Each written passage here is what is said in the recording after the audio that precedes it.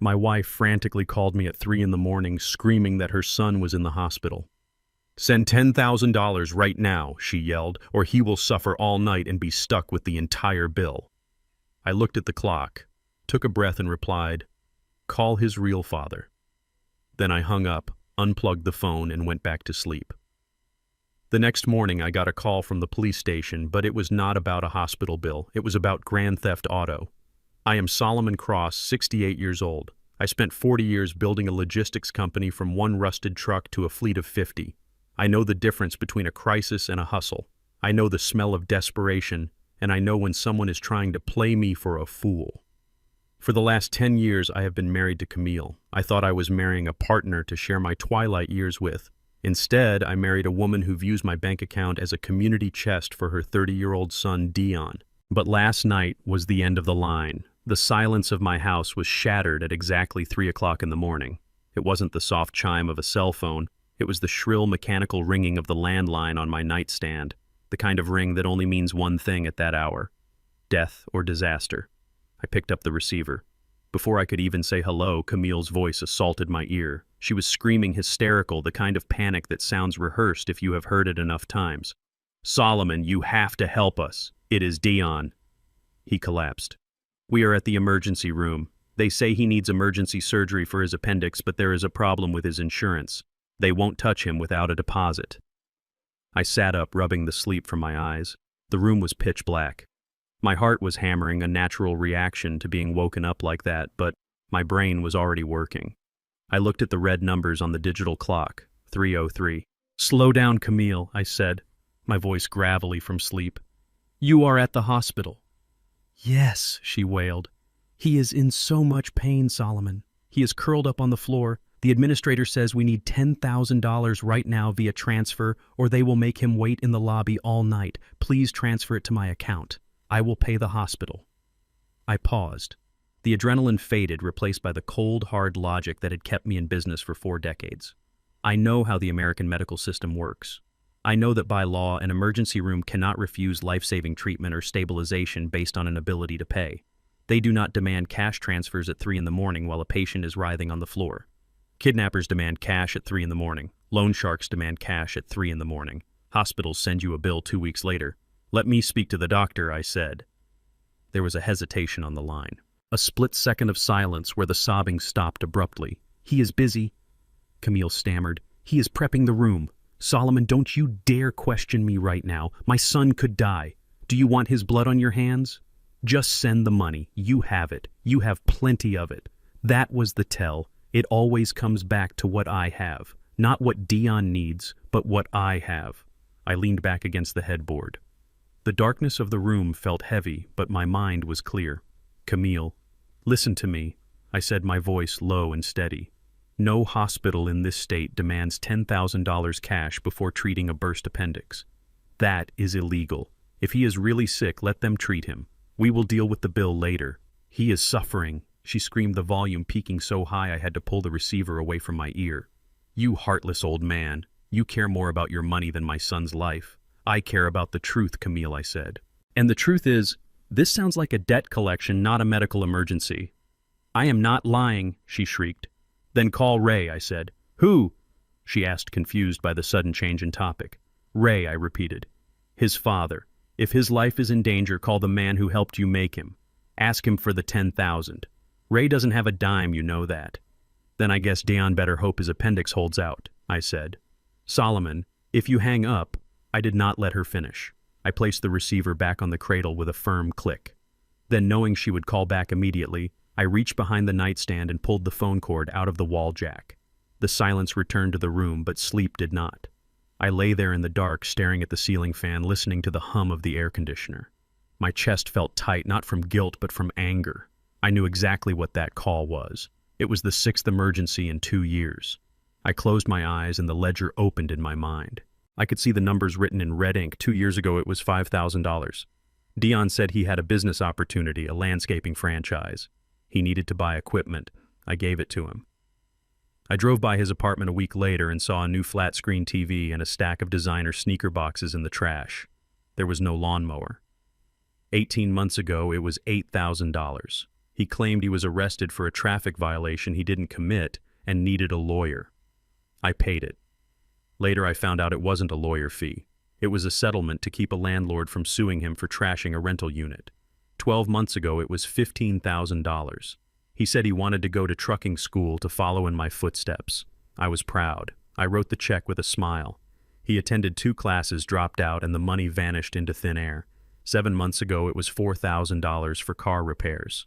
3 months ago another $8,000 for back taxes he supposedly owed. $40,000. That is what Dion had drained from me in 24 months. $40,000 that I had earned waking up at 4 in the morning, driving through snowstorms, fixing engines with frozen fingers and missing holidays. I had worked my fingers to the bone to build a legacy. Dion and Camille viewed me as nothing more than a resource to be harvested. A walking ATM with gray hair and a bad knee. I turned over in bed, punching the pillow. I had told Camille after the tax incident that the well was dry. I told her, not one more penny. If he gets into trouble, he gets himself out. She had nodded. She had agreed. She had said, "You are right, Solomon. He needs to grow up." And yet, here we were at 3 in the morning with a new script and a new price tag. $10,000. That was the price of my peace tonight. I refused to pay it. I eventually drifted into a restless sleep, haunted by dreams of vultures circling my house. I woke up at 7 o'clock. The sun was cutting through the blinds, casting stripes of light across the empty side of the bed. Camille had not come home. I got up, my joints stiff. I went to the kitchen and made a pot of black coffee. The house was quiet, but it was a heavy silence. The kind of silence that comes before a storm. I sat at the kitchen table, sipping the hot, bitter liquid. I expected my cell phone to ring. I expected Camille to call me screaming that Dion had died or that I was a monster. I was ready for the guilt trip. I had my armor on. But my cell phone didn't ring. Not at 7. Not at 7:30. At 8:15, my cell phone finally buzzed on the table. I looked at the caller ID. I expected to see wife. I didn't. The screen read County Sheriff's Department. I frowned. I put the mug down and answered. "This is Solomon Cross," I said. "Mr. Cross." "This is Deputy Miller down at the precinct," a heavy voice said. "Do you have a moment?" "Yes, Deputy." "What is this about?" "We have your stepson Dion Vance in custody," Miller said. I let out a long sigh. I knew it. It wasn't a hospital. It was jail. The money was probably for bail or to pay off someone he had angered. "Is he okay?" I asked, keeping my voice neutral. "He is physically fine, Mr. Cross. A few bruises, but he is medically clear. He is currently being processed for driving under the influence and leaving the scene of an accident." I rubbed my temples. I wasn't surprised. Dion had a drinking problem he refused to admit and a driving record that was longer than a grocery list. "I see," I said. "Well, Deputy, he is a grown man. I suppose he will have to call a public defender." "I am not posting bail." "There is a complication, Mr. Cross," the deputy said. His tone shifted. It became more official, sharper. "What complication?" "The vehicle he was driving. He crashed it into the front of a 7-Eleven on 4th Street. The car is totaled." I frowned. Dion drove a beat-up Honda Civic. It wasn't worth $500. "Okay," I said. "That sounds like his problem. Mr. Cross, the vehicle is registered to you." I froze. My hand tightened around the phone. "Excuse me," I said, my voice dropping an octave. "The vehicle involved in the crash is registered to Solomon Cross, a 1969 Ford Mustang Fastback. Black." The world stopped. The air left the kitchen. My Mustang. That car wasn't just a vehicle. It was my heart. I bought that shell 20 years ago. I spent every Sunday for a decade restoring it. I rebuilt the engine with my own hands. I sourced the leather for the seats from a specialist in Italy. I painted it midnight black myself, sanding it until my fingerprints were gone. I barely drove it. It sat in my garage under a custom cover, my pride and joy. My one indulgence in a life of frugality. "No," I whispered. "That is impossible. That car is in my garage. I have the keys." "We recovered the vehicle at the scene, Mr. Cross," the deputy said. "Your wife, Camille, is here at the station. She stated that you gave Dion the keys last night. She stated that you authorized him to take it." The rage that hit me was not hot. It was cold. Absolute zero. She said what I asked very slowly. She is giving a statement right now, the deputy said. She claims you knew Dion had been drinking, but you insisted he take your car to go pick up medication for you. I stood up. The chair scraped loudly against the floor. She is lying, I said. Mr. Cross, you need to come down here. If what she says is true, you are looking at liability for the property damage and potentially criminal charges for entrustment of a vehicle to an intoxicated person. The insurance will deny the claim if you gave him the keys while he was drunk. You are on the hook for everything. I walked to the door that led to the garage. I opened it. I stared into the empty bay. The custom car cover was crumpled on the floor like a discarded rag. The spot where my Mustang had sat for years was empty. There were oil stains on the concrete. They took it. While I was sleeping. While I was unplugging the phone to get some peace, they were in my garage stealing the only thing I truly loved. And now, she was trying to frame me for it. I looked at the crumpled cover. I thought about the 3 a.m. call. It was a distraction. It was a setup. Or maybe the crash happened first, and the call was a frantic attempt to get money to fix it before I woke up. It didn't matter. Mr. Cross, the deputy asked. Are you there? I am here, I said. My voice was calm. Terrifyingly calm. I will be there in 20 minutes, deputy. And bring a notepad. You are going to want to write down exactly what I have to say. I hung up the phone. I didn't rush. I went to my bedroom. I put on my best suit. I tied my tie with precision. I put on my hat. I looked in the mirror. I saw an old man, yes. But I saw a man who had survived race riots, recessions, and competitors who tried to burn his trucks. They thought they were dealing with a confused retiree. They thought they could bully me, steal my car, crash it, and then pin the crime on me to save their own skins. They thought I would protect them because of family. They were wrong. I walked out of the house, locked the door, and got into my old pickup truck. I drove to the police station. I didn't turn on the radio. I needed the silence to sharpen the blade.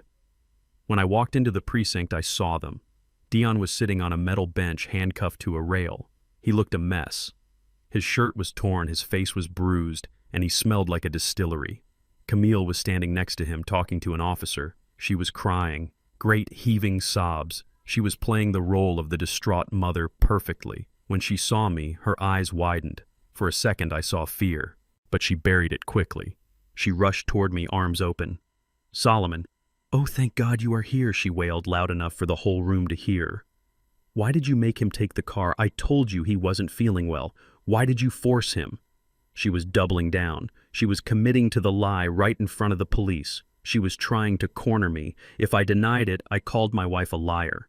If I accepted it, I lost my car and my insurance. I did not hug her. I did not stop walking. I stepped past her as if she were a ghost. I walked straight to the desk sergeant. I am Solomon Cross, I said. Deputy Miller stepped out from the back. Mr. Cross, thank you for coming. As I said, your wife states, I raised my hand. Silence fell over the small lobby. I want to file a report, I said, my voice booming off the cinder block walls. A report for the accident, Miller asked. No, I said, turning to look directly at Dion, whose eyes were bloodshot and wide with panic. I want to report a theft, Grand Theft Auto. My vehicle was taken from my home without my permission, without my knowledge, and by forced entry. Camille gasped. Solomon. What are you saying? You gave him the keys. You forgot. You are confused. I turned my gaze to her. It was the look I used to give drivers who stole fuel from my trucks. I am not confused, Camille. I have the spare keys in my pocket. The main keys were in my safe, which means someone broke into my safe. I turned back to the deputy. I want to press charges against Dion Vance for the theft of my vehicle, and I want to go on record that I did not authorize him to drive. I was asleep. But that sends him to prison. Solomon, Camille screamed, grabbing my arm. Her nails dug into my suit jacket.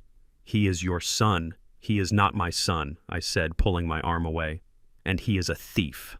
The room went deadly quiet. Dion started to cry, a pathetic, drunken whimper. Deputy Miller looked at me, then at Camille, then back at me. He saw the resolve in my eyes. He saw a man who was done being the victim. Okay, Mr. Cross, Miller said. Come on back. We will take your sworn statement.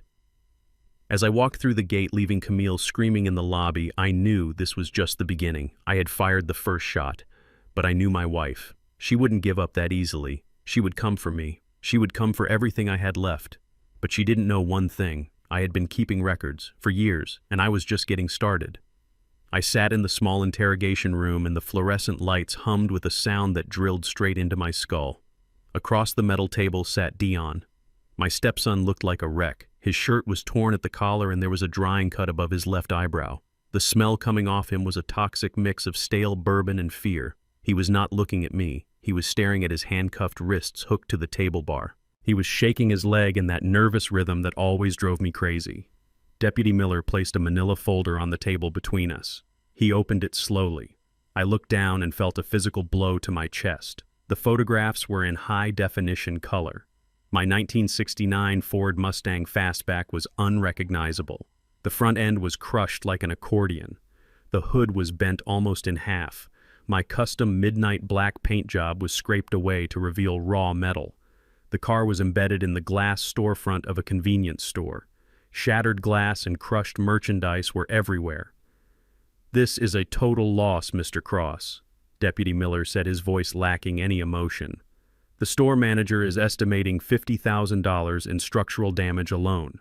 That does not include the lost inventory or the value of your vehicle." I did not say a word. I just stared at the picture of my life's work destroyed by a drunk 30-year-old man who had never worked a hard day in his life. I looked up at Dion. He finally met my eyes. I expected to see shame. I expected to see tears of regret. Instead, I saw the glassy, defiant look of a spoiled child who knows he has broken a vase but expects his mother to sweep it up. "It was an accident, Solomon." Dion slurred his words thick with alcohol. "The steering wheel locked up. The car is old. You need to tell them it was the car's fault." I clenched my jaw so hard my teeth ached. He was blaming my restoration work. He was blaming the machine I had meticulously maintained for a decade. He took no responsibility. He never did. Camille was standing behind him, vibrating with anxious energy. She had her hand on his shoulder like a protective lioness. She looked at the photos, and then she looked at me. Her eyes were not pleading. They were calculating. She was doing the math in her head. She knew exactly what this meant financially. Deputy Miller cleared his throat. "Mr. Cross, we need to clarify the chain of events. Dion here claims he had permission. If that is true, then this is a civil matter regarding insurance. If that is not true, then this is a felony." Before I could open my mouth, Camille stepped forward. Her voice was high and sharp, cutting through the stale air of the room. Of course he had permission. She said it quickly, without hesitation. She looked straight at the deputy and lied with a straight face. "My husband was tired last night. He had a headache. He asked Dion to take the car to go get him some aspirin. Solomon gave him the keys. He knew Dion had a few drinks, but he insisted. My husband can be very demanding when he is in pain." I turned my head slowly to look at my wife. The audacity of the lie was breathtaking. She was rewriting reality right in front of the law. She was painting me as the negligent one. She was painting me as the one who endangered the public by forcing a drunk man to drive. Camille turned to me. Her eyes were wide and intense. She reached out and grabbed my hand, squeezing it hard. Her nails dug into my palm. "Tell him, Solomon," she said, her voice dropping to a whisper that sounded like a threat. "Tell him you gave him the keys. You do not want to ruin his life over a car. It is just metal. Insurance will cover it if you say you authorized it. Do not send my son to prison." The room went silent. The only sound was the hum of the lights and Dion's ragged breathing.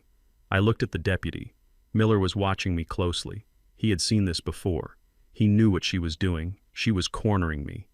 If I agreed with her lie, the insurance company would pay for the store damage. They might even pay me a fraction of the value of the car.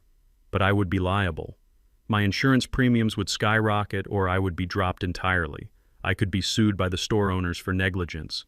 And worst of all, Dion would walk away. He would walk out of here with a slap on the wrist and a smirk on his face. He would learn nothing. He would do it again. Next time he might kill someone. If I told the truth, Dion would go to prison. Grand theft auto is a serious felony. He would have a record.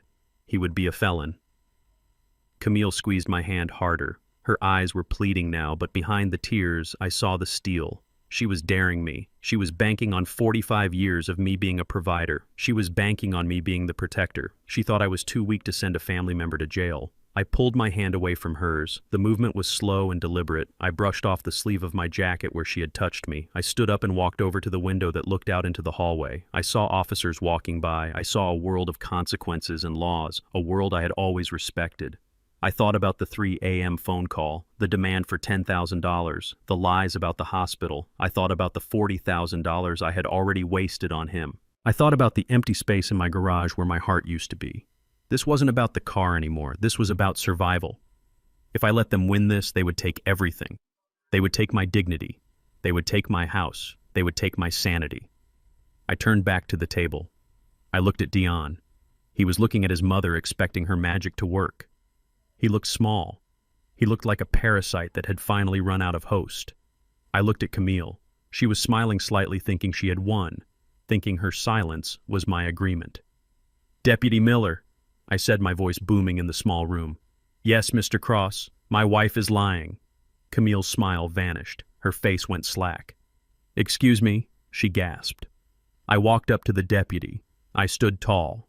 My back was straight. I did not look at my wife. I looked only at the officer of the law. I did not give Dion the keys. I did not ask him to get aspirin. I was asleep. My keys were in a locked safe in my office. The spare keys were in my jacket pocket. He must have broken into my safe to get them. "Solomon, stop it!" Camille screamed. She lunged toward me but stopped short. "You are confused. You are senile. You do not remember." "I am not confused, Camille," I said coldly. "I remember everything. I remember you calling me at 3 a.m. trying to extort $10,000 from me." "Was that before or after he crashed my car?" She froze. She did not know I had connected the dots. "Deputy," I continued, "I want to formally report my vehicle as stolen. I want to press full charges against Dion Vance for grand theft auto and breaking and entering." "No!" Dion shouted. He rattled the handcuffs against the table. "Mom, do something. He is lying. He gave them to me. He is a liar." Camille shrieked. Her mask fell completely. The loving wife was gone. In her place was a desperate, vicious woman. She pointed a finger at my face. "You old bastard. You hate him. You have always hated him because he is not yours. You want to destroy him." I looked at her calmly. I did not hate him. I pitied him, and I was done paying for him. I signed the affidavit the deputy placed in front of me. The sound of the pen scratching on the paper was the loudest noise in the room. It sounded like a cell door slamming shut. I handed the clipboard back to the deputy. "It is done," I said. "Get him out of here." Camille screamed at the officers. She was shaking with rage. She grabbed her purse and swung it at me, but an officer caught her arm. "Ma, you need to calm down or you will be joining him in a cell." I fixed my tie. I looked at Dion one last time. He was crying now. Real tears. Tears of a man who realizes the safety net is gone and the ground is very hard. "You should have called Ray," I said to him. I turned and walked out of the interrogation room. I could hear Camille screaming my name down the hallway. She was cursing me. She was threatening me. She was promising that I would pay for this. I walked out into the fresh morning air. The sun was shining. I had no car. I had to call a taxi. My family was in ruins. My wife was my enemy. My stepson was a prisoner. But as I stood on the curb waiting for the cab, I felt a weight lift off my shoulders. I had drawn a line in the sand. I had finally said no. I knew this was far from over. Camille would not let this go. She would come for me with everything she had. She would try to destroy me. Let her try. I was Solomon Cross, and I was ready for war. The taxi ride home cost me $45. It was a small sum compared to the $50,000 of damage sitting in the police impound lot, but every dollar felt like an insult. I sat in the back of the yellow cab, staring out the window as the familiar streets of my neighborhood rolled by. I had lived in this house for 30 years. I bought it with the profits from my first major logistics contract. It was supposed to be my sanctuary. Now it felt like a crime scene. When the taxi pulled into the driveway, the visual impact of the empty garage hit me harder than I expected. The garage door was still open, just as Dion had left it when he stole my car. The empty bay where my Mustang used to sleep looked like a missing tooth in a smile. There were oil stains on the concrete, and the car cover lay in a heap in the corner like a discarded corpse. I paid the driver and stood in the driveway for a moment, letting the silence of the morning wash over me. It was only 10 in the morning, but I felt like I had lived a lifetime since waking up. I walked into the house through the side door. The air inside was stale. It smelled of Camille's perfume and the lingering scent of betrayal. I went to the kitchen and poured the cold coffee from this morning down the sink. I needed a fresh start. I needed a plan. I was just reaching for the coffee grounds when I heard the front door unlock. I froze. Camille was still at the station screaming at the desk sergeant. Dion was in a cell. That left only one person who had a key and the audacity to use it. I walked into the living room just as the door swung open. Kayla walked in. Dion's wife was a 28-year-old real estate agent with a smile that could sell a condemned house to a blind man. She was petite with perfectly styled blonde hair and blue eyes that usually projected an image of sweet innocence. She was wearing a beige business suit and carrying a designer handbag. To the outside world, she looked like the picture of suburban success. A devoted wife, a hard-working professional. I knew better. I knew that behind that porcelain skin was a mind like a steel trap and a heart made of ice. Kayla was the one who found the loopholes. Kayla was the one who whispered in Dion's ear that he deserved more. She saw me standing there and didn't even blink. She didn't look surprised. She didn't look apologetic. She closed the door behind her and locked it. "Hello, Solomon," she said. Her voice was soft and melodic. It was the voice she used when she was trying to close a deal. "Get out of my house, Kayla," I said. My voice was low. I was not in the mood for games. "We need to talk," she said, walking past me into the kitchen as if she lived there. She placed her handbag on the island counter and turned to face me. She looked calm, too calm for a woman whose husband had just been arrested for a felony. "There is nothing to talk about," I said, following her. "Your husband stole my car. He crashed it. He is in jail. If you want to talk, go down to the precinct and talk to him through the glass." Kayla sighed. She reached into her bag and pulled out a single sheet of paper. She slid it across the marble countertop toward me. "I am not going to the precinct, Solomon," she said. "And neither are you. You are going to go back there right now and drop the charges. You are going to tell them it was a misunderstanding. And then you are going to post his bail. $50,000. I looked at the paper. It was a document titled General Power of Attorney. I picked it up. My eyes scanned the legal jargon. It granted Dion Vance full authority over my assets, my medical decisions, and my property. It was dated 2 days ago, and at the bottom was my signature. I stared at the black ink. It looked exactly like my signature. The loops were perfect. The slant was correct. I looked up at Kayla. She was smiling a small, tight smile. "This is a forgery," I said. "Is it?" she asked. "It looks very real to me. In fact, it looks identical to the signature you gave the FedEx driver last week when you signed for that package Camille ordered. Remember that? She handed you the digital pad. You signed it. I remembered. Camille had been unusually insistent that I sign for the package. You scanned my signature," I said. My blood was boiling, but I kept my hands steady. "Technology is amazing, isn't it?" Kayla said. She tapped a manicured fingernail on the counter. "Here is the situation, Solomon. You are an old man, a wealthy black man in a predominantly white legal system. Dion is your stepson. He is troubled, yes, but he is family. So what I asked. So here is the narrative I am going to present to the court if you do not drop these charges," she said. Her voice dropped, losing its sweetness. It became cold and sharp. "I will present this document. I will claim that you gave Dion power of attorney because you knew your memory was failing. I will claim that you authorized him to use the car, and when you deny it, I will paint a picture for the jury. I will paint a picture of a bitter, controlling old man who hates his stepson, a man with millions in the bank who refuses to help his struggling family, a man who would rather send a young black man to prison than pay for a car repair." She took a step closer to me. Her perfume was cloying. "You know how the world works, Solomon. You know what people think. They will see a rich man bullying a poor one. They will see a stepfather destroying a family. I will sue you for malicious prosecution. I will sue you for defamation. I will tie your assets up in court for years. You will spend every dime you have fighting me, or you can just pay the bail and fix the car." I looked at her. I really looked at her. I saw the arrogance. I saw the entitlement. She didn't see me as a person. She saw me as a wallet that was malfunctioning. She thought she had me cornered. She thought that because I was old, I was weak. She thought that because I had money, I was afraid to lose it. She was wrong. I picked up the forged document. I folded it neatly and put it in my breast pocket. "Thank you, Kayla," I said. She frowned. Excuse me. Thank you for giving me this evidence, I said. You think you can use that against me? She laughed. It is your signature. A handwriting expert will confirm it. Maybe I said. But I don't need a handwriting expert. I have security cameras in my office where I sign all my legal documents, and I have security cameras on the front porch where I signed for that FedEx package. Kayla's face twitched, a small crack in the mask. You are bluffing, she said. Get out, I said. Solomon, be reasonable. I took a step toward her. I am 6'2". I spent 40 years lifting engine blocks.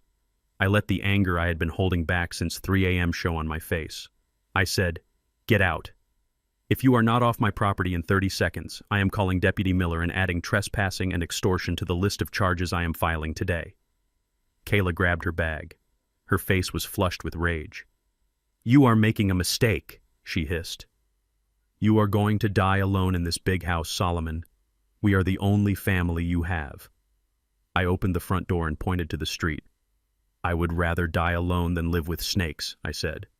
She stormed out her heels, clicking angrily on the walkway. She got into her leased BMW and peeled out of the driveway. I slammed the door and locked it. I leaned against the wood, breathing heavy. My chest hurt, not from a heart attack, but from the sheer toxicity of the interaction. They were organized. This wasn't just Dion being an idiot. This was a conspiracy. They had forged documents. They had a strategy. I needed a lawyer, a real lawyer, not the family attorney who handled my will. I needed a shark. I needed someone who could rip them apart in a courtroom.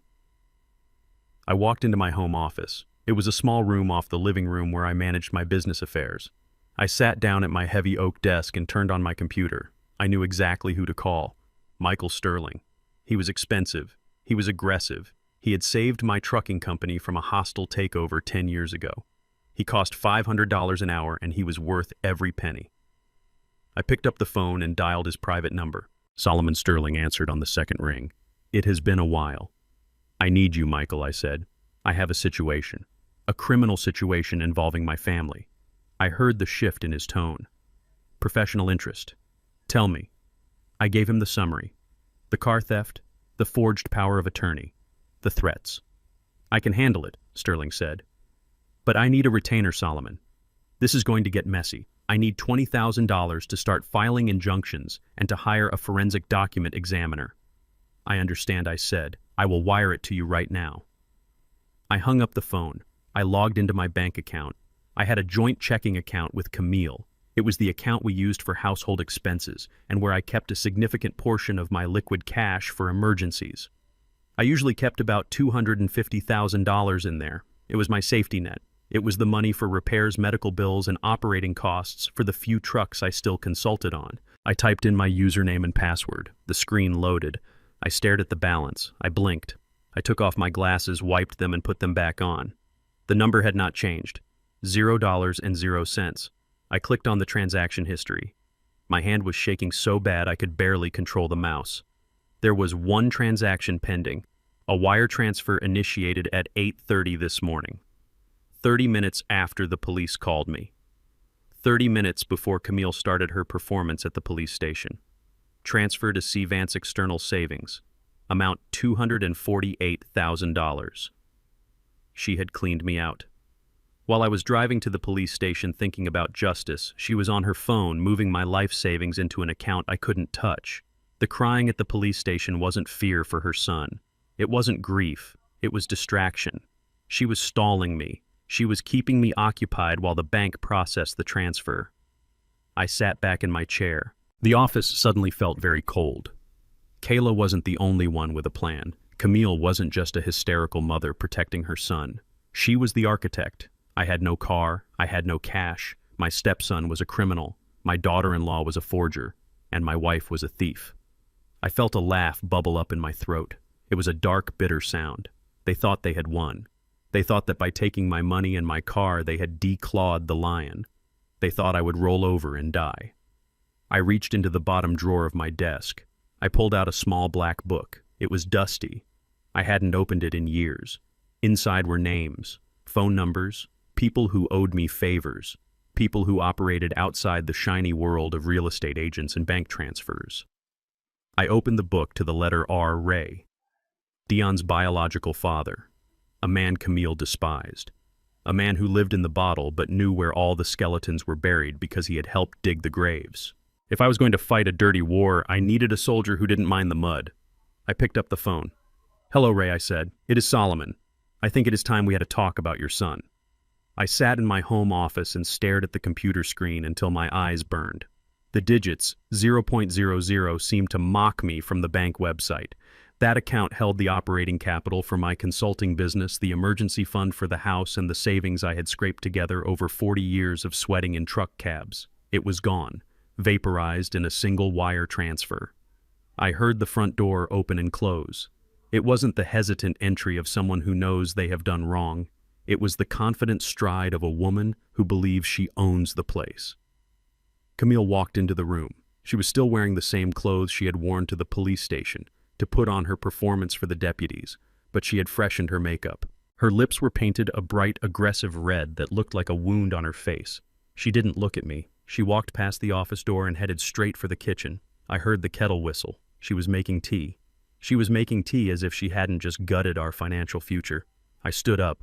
My knees popped. I walked into the kitchen. She was leaning against the granite counter, sipping from a mug that said, "World's Best Mom." The irony made my stomach turn. "Put the money back, Camille," I said. My voice was low. I didn't have the energy to shout. I just wanted the bleeding to stop. She didn't flinch. She blew on her tea and looked me dead in the eye. Her gaze was cold. It was the look of a stranger I'd been sleeping next to for a decade. "The money is safe, Solomon," she said. "I moved it to a secure account. I had to protect our assets. You are spiraling. You are erratic. You tried to put my son in jail over a misunderstanding with a car. You are clearly not thinking straight, so I took steps. I am acting as the responsible steward of this family since you have decided to wage war on it." "Stewardship," I asked. "You call theft stewardship. You emptied the joint account. That is embezzlement. It is a joint account, Solomon," she said, emphasizing the word joint. "It is marital property. I have just as much right to that money as you do. The police will tell you it is a civil matter, and they will be right. Go ahead. Call them. Tell them your wife moved family funds to a different family account. They will laugh at you. She was right. I knew the law. I had dealt with contracts and liabilities my whole life.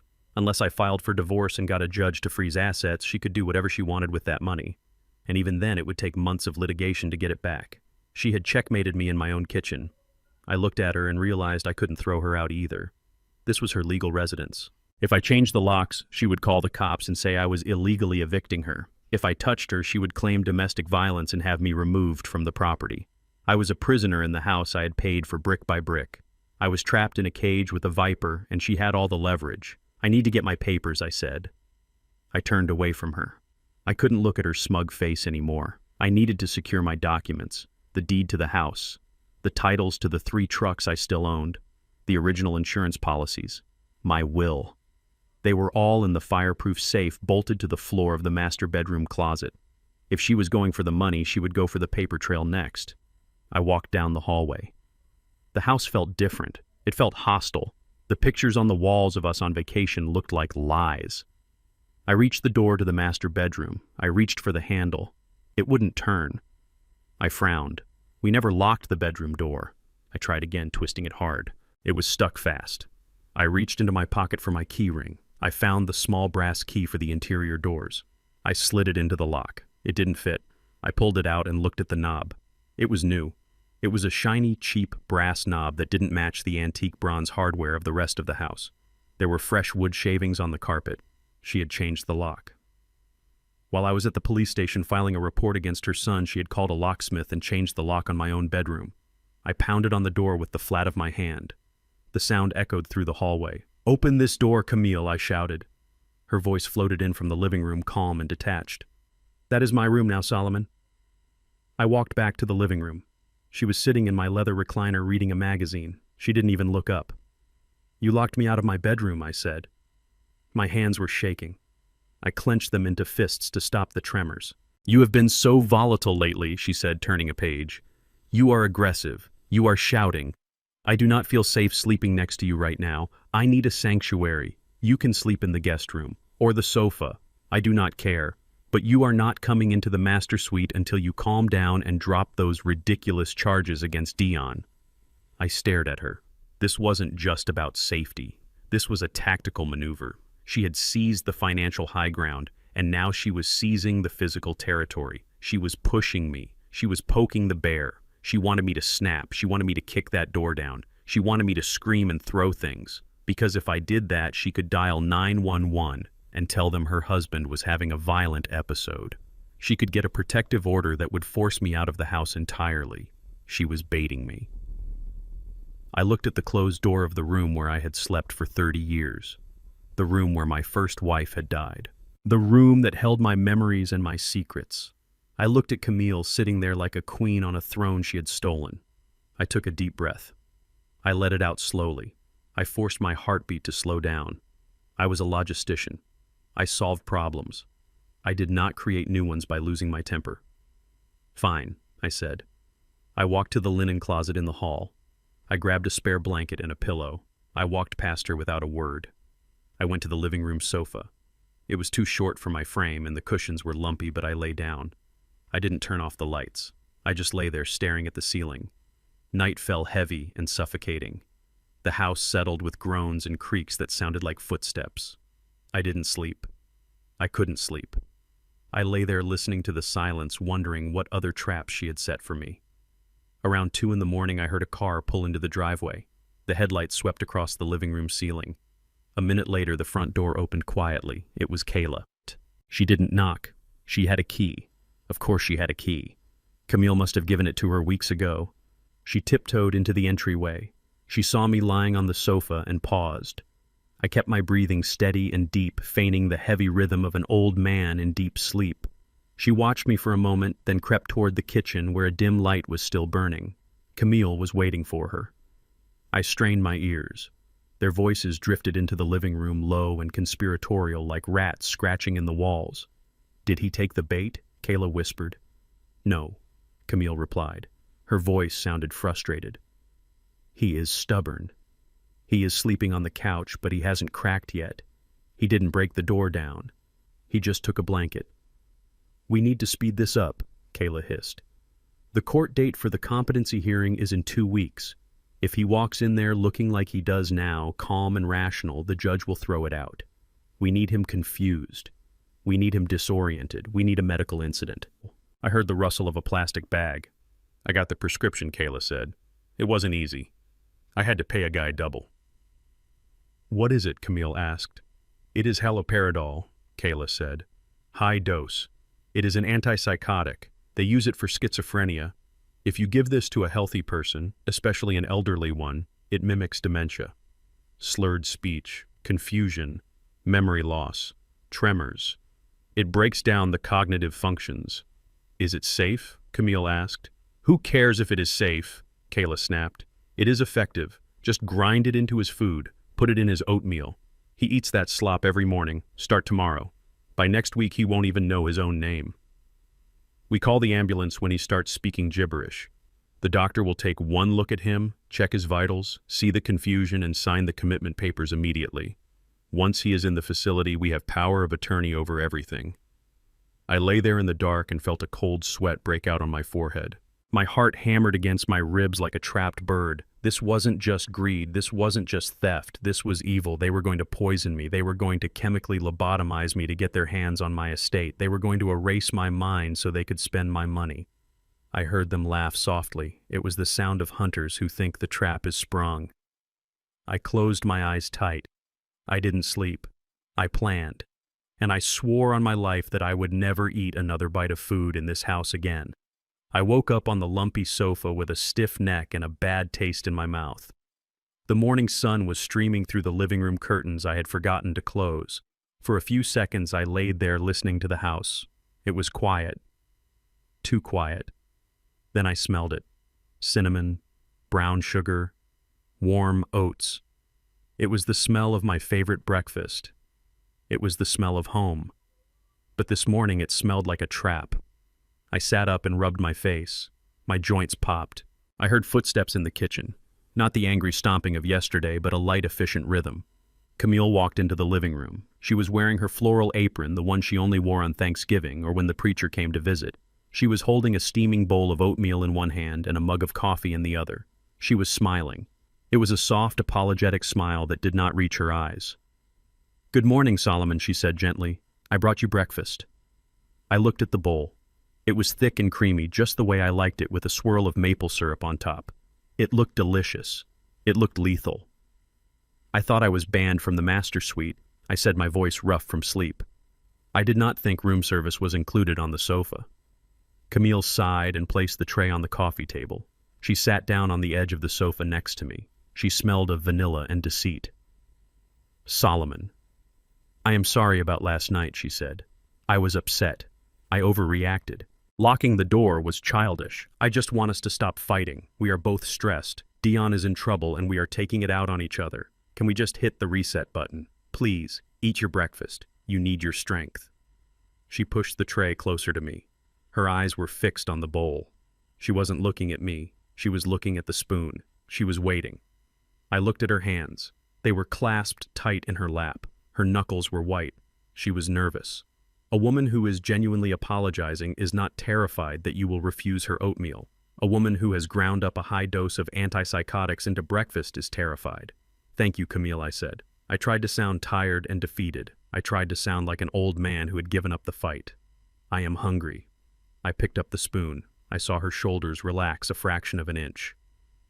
"I need some water," I said. "My throat is dry." "Could you get me a glass of ice water?" She hesitated. She didn't want to leave the room. She wanted to watch me swallow it. "Of course," she said, standing up. "I will be right back." She turned and walked into the kitchen. I had 10 seconds, maybe 15. I reached inside my heavy flannel shirt. During the long, sleepless night, I had prepared.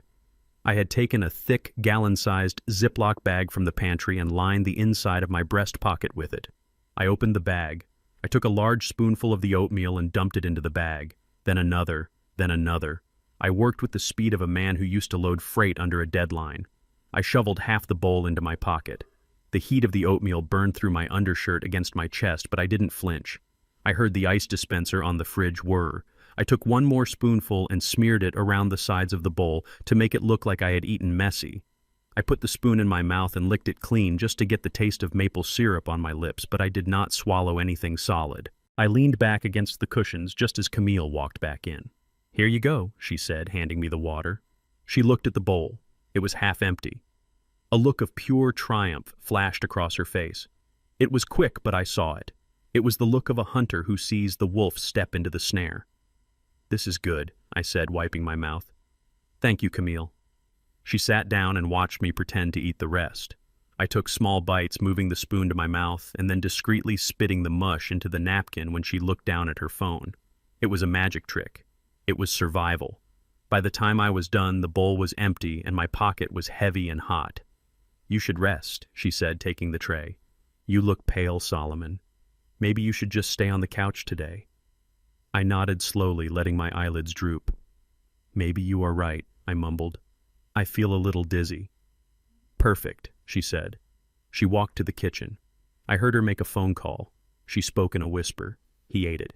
Get over here. Get over." 30 minutes later, the front door opened. Kayla walked in. She was not wearing her business suit today. She was wearing jeans and a sweater, trying to look like the concerned daughter-in-law.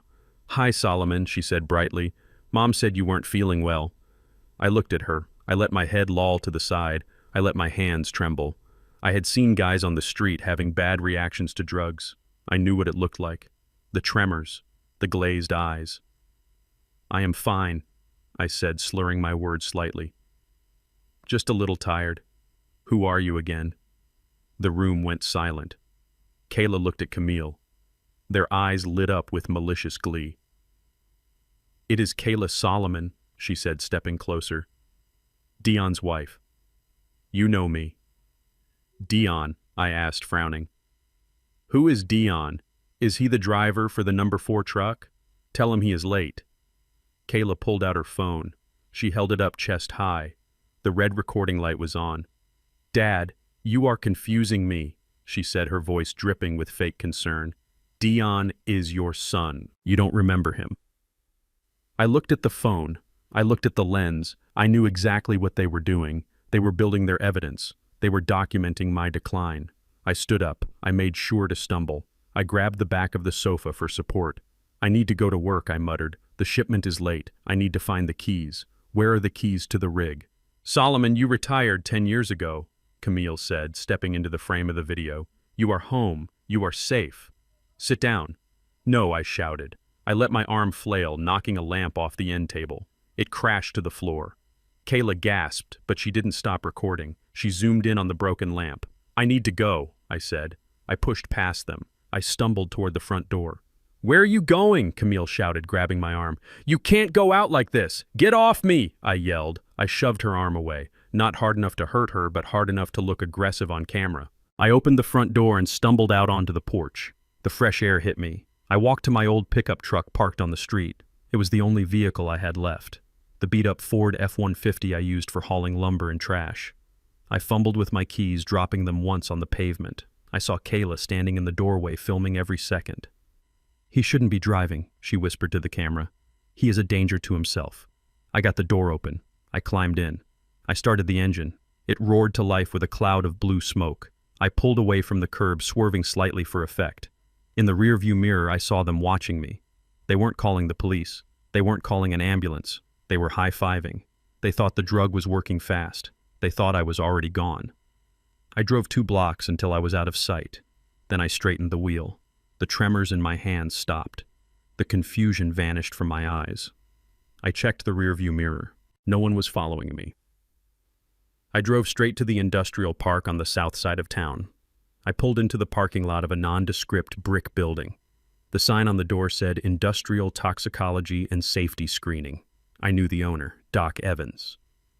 We had done business for 30 years. He tested my drivers for everything from alcohol to meth. He ran a tight ship. He was discreet, and he owed me. I walked in. The receptionist recognized me.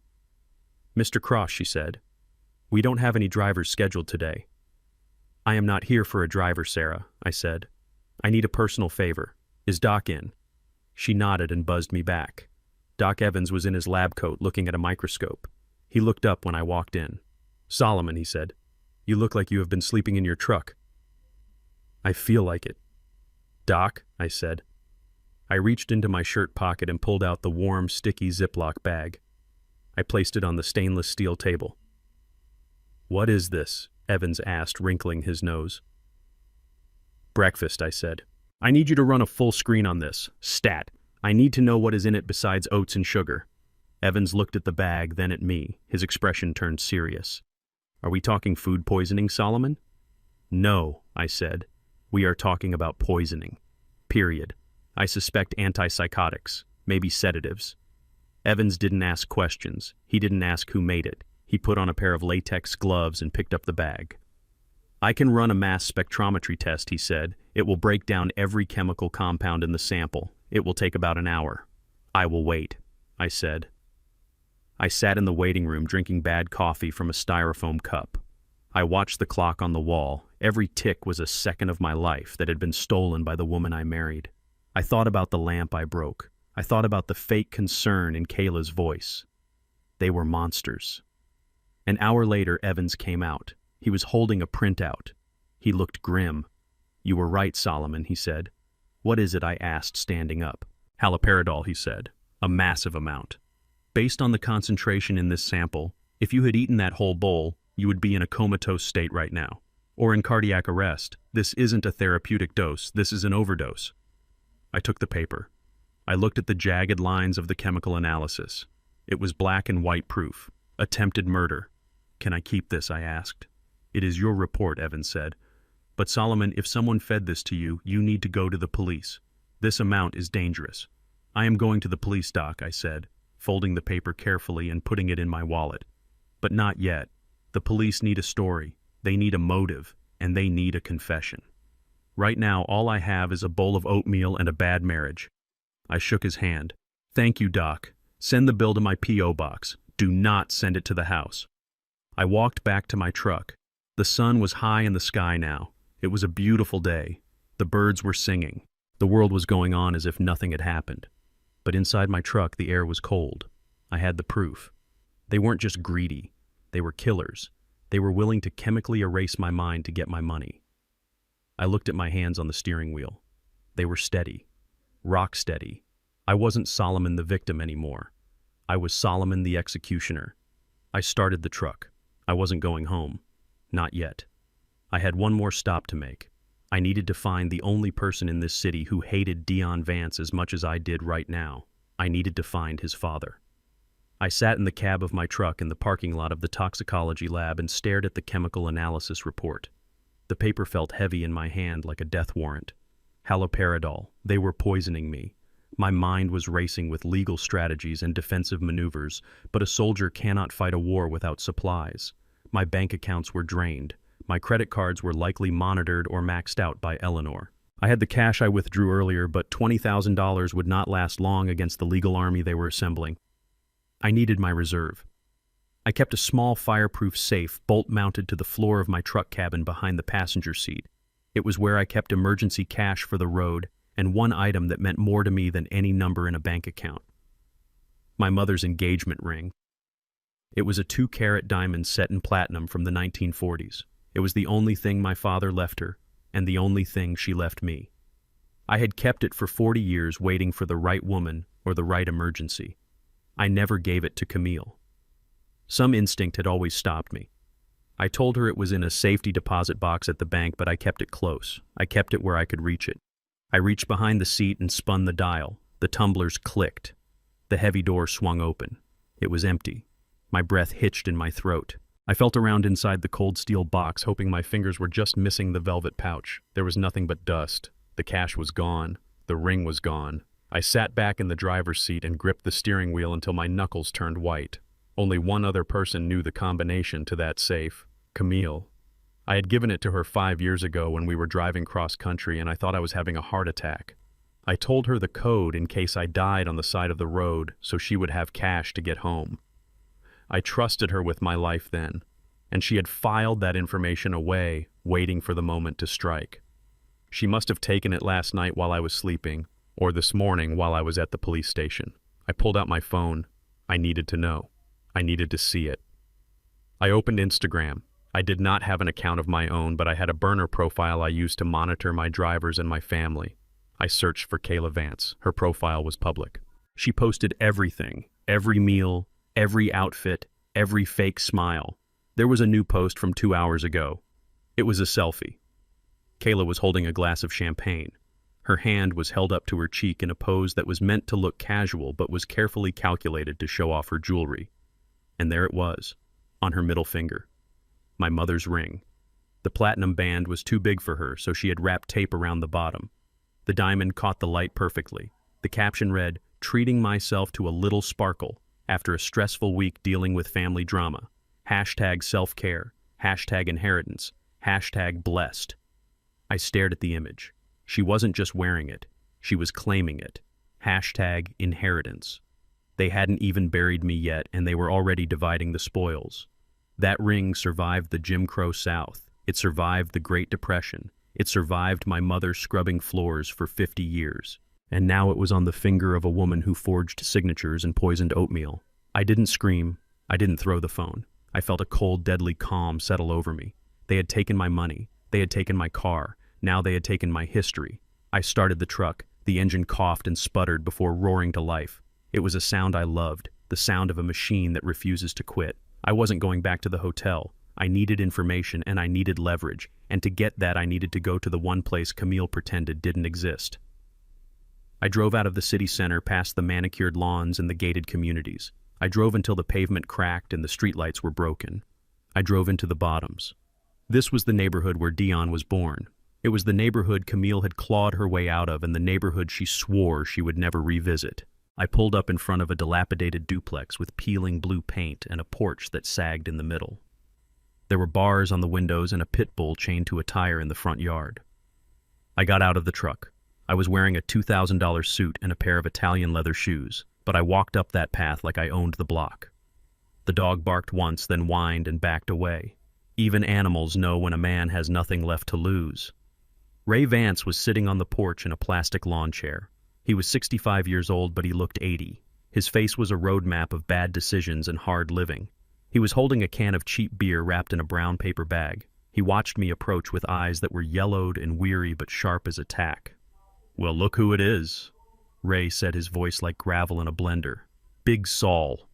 To what do I owe the honor? Did you come to buy the block or just verify that I am still poor?" I walked up the steps and stood over him. "Hello, Ray," I said. "I am not here to buy anything. I am here to talk about your son." Ray laughed. It was a wet, hacking sound. He took a long pull from his bag. "My son," he said. "You mean the boy who hasn't called me in 3 years unless he needs a kidney or a cosigner? That son." "The very same," I said. Ray squinted at me. He looked at my suit. He looked at my face. He saw the tension in my jaw. "You look like hell," Saul Ray said. "You look like a man who just found out his parachute is full of silverware. Sit down. You make me nervous standing there like the repo man." I sat on the edge of the porch railing. I didn't want to get too close to the smell of stale urine and cigarettes coming from the house. "Dion is in trouble, Ray," I said. "Dion is always in trouble," Ray replied. "That boy was born in trouble." "What did he do this time? Knock up a stripper, gamble away your retirement?" "He tried to kill me," I said. Ray stopped drinking. He lowered the can slowly. The smirk vanished from his face.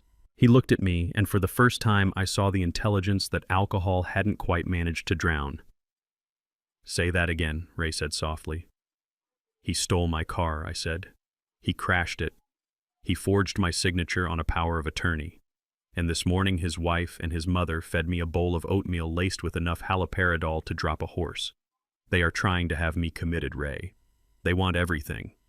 Ray stared at me for a long time. He took a cigarette from behind his ear and lit it.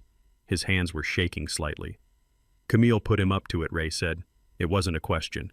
"She is driving the bus," I said, "but Dion is collecting the fares." Ray shook his head and spat on the ground. "That woman," he muttered. "She always was a viper." "I told you that 10 years ago, Saul. I told you she was looking for a host, not a husband. You didn't listen. You saw a pretty face and a sad story." "I know," I said. "I was a fool. But I am awake now, and I am going to bury them, Ray. I am going to take them apart piece by piece. But I need to know what they are planning. I need to know what they told you." Ray looked away. He looked down the street at a group of kids playing ball. He looked ashamed. "Why do you think they told me anything?" Ray asked.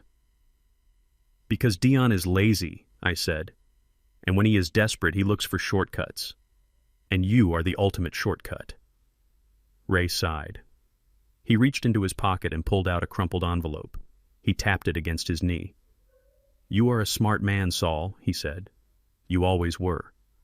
That is why you are rich, and I am sitting on a porch drinking malt liquor at noon." He held out the envelope. "He was here," Ray said. "Last week. He came in a fancy car wearing a suit that cost more than my car. He brought me a bottle of Johnny Walker Blue and this envelope. I took it. Inside was a legal document. I unfolded it. It was a petition for termination of parental rights, and underneath it was a consent to adult adoption. I read the text. It was a petition asking Ray to voluntarily terminate his legal paternity of Dion Vance so that Dion could be legally adopted by Solomon Cross. I looked up at Ray. The world tilted on its axis. "Adult adoption," I whispered. Ray nodded. "He told me you were sick, Saul. He said you were dying of cancer. He said it was your dying wish to make him your legal son before you passed. He said it was about legacy. He said if I signed this, you would leave me 10 grand in your will as a thank you."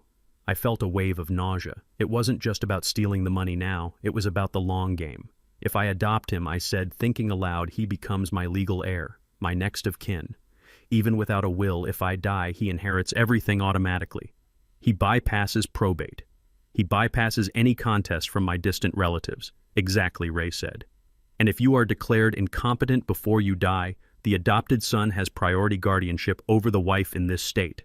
He would be in charge of your body. He could pull the plug, Saul. He could legally kill you and inherit the fortune in the same stroke. I looked at the signature line on the document. It was blank. "Did you sign it?" I asked. Ray took the document back from me. He looked at it with disgust. He offered me $5,000 cash to sign it right there, Ray said. He waved the money in my face. $5,000 is a lot of money to me, Saul. It is a year of rent. It is a lot of booze. But I asked. But he is my son. Ray said, his voice cracking. He is a screw-up. He is a liar. But he is my blood. And he was asking me to sell him. He was asking me to erase my name from his birth certificate for cash. I may be a drunk Saul. I may be a failure. But I am not a whore. Ray ripped the document in half. Then he ripped it again. I told him to get the hell off my porch, Ray said. I told him I would die of Vance, and so would he. I looked at this man, this broken shell of a man, and I saw more integrity in him than I had seen in my own house for 10 years. Thank you, Ray, I said. Don't thank me yet, Ray said, tossing the scraps of paper onto the lawn. Because he didn't leave empty-handed. He said he didn't need me. He said he knew a guy who could forge my signature just as easy as he forged yours. He said it was just a formality. I stood up. The pieces were falling into place. The forged power of attorney, the poison, the adoption scheme. It was a total takeover. They were trying to erase me and replace me with Dion. Ray, I said, I need you to do one more thing for me. What? Ray asked. I need you to come to court, I said. I need you to tell a judge exactly what you just told me. I need you to tell them that Dion tried to buy a new father. Ray laughed a dry, humorless sound. Me in court. Look at me, Soul. I am a mess. No judge is going to believe a word I say. They will believe you, I said. Because you have nothing to gain. And because I am going to clean you up. I reached into my pocket and pulled out the roll of cash I had taken from the bank. I peeled off $500. Get a haircut, Ray. Get a shave. Buy a suit from the thrift store. And stay sober for 48 hours. Can you do that? Ray looked at the money. He licked his lips. For you, Saul, he said, taking the cash. I would try. But I am doing this for Dion too. That boy needs to be stopped before he does something he can't come back from. He already has, Ray, I said. He already has. I walked back to my truck. I had the toxicology report. I had the testimony of the biological father. I had the motive. I looked at the picture of Kayla on my phone one last time. The diamond ring glittered on her finger. Enjoy it while you can, sweetheart, I whispered to the screen, because I am coming to take it back, and I am taking the hand that is wearing it. I drove back to my house with the setting sun in my eyes and the taste of betrayal in my throat. I had spent the afternoon in the gritty reality of the bottoms, digging for the truth with a man who lived in a bottle. Now I was returning to the manicured lawn and the brick facade of my home where the lies were dressed in silk and smelled of potpourri. I expected a confrontation. I expected a screaming match with Camille or a standoff with Kayla. I was ready for violence. I was ready to throw them out physically if I had to.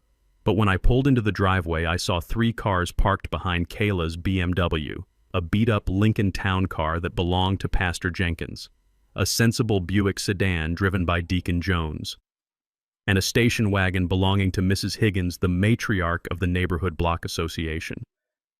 My stomach turned. It wasn't a fight. It was an ambush.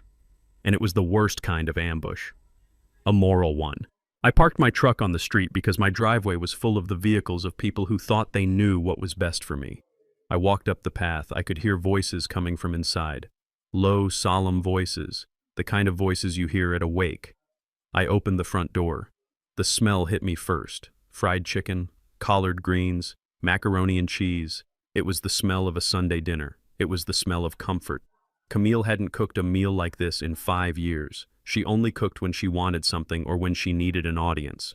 I walked into the living room. They were all there, sitting in a circle on my furniture. Pastor Jenkins was in my recliner holding a plate of food. Deacon Jones was on the sofa next to Mrs. Higgins. Camille was sitting on a folding chair dabbing her eyes with a handkerchief. Kayla was standing by the fireplace looking like a grieving angel. And in the center of the room, sitting on an ottoman with his head bowed, was Dion. He was out. Kayla must have posted the bail with the money from my mother's ring. He was wearing a clean white shirt buttoned to the top like a schoolboy. He looked humble. He looked broken. He looked like he was auditioning for the role of the prodigal son.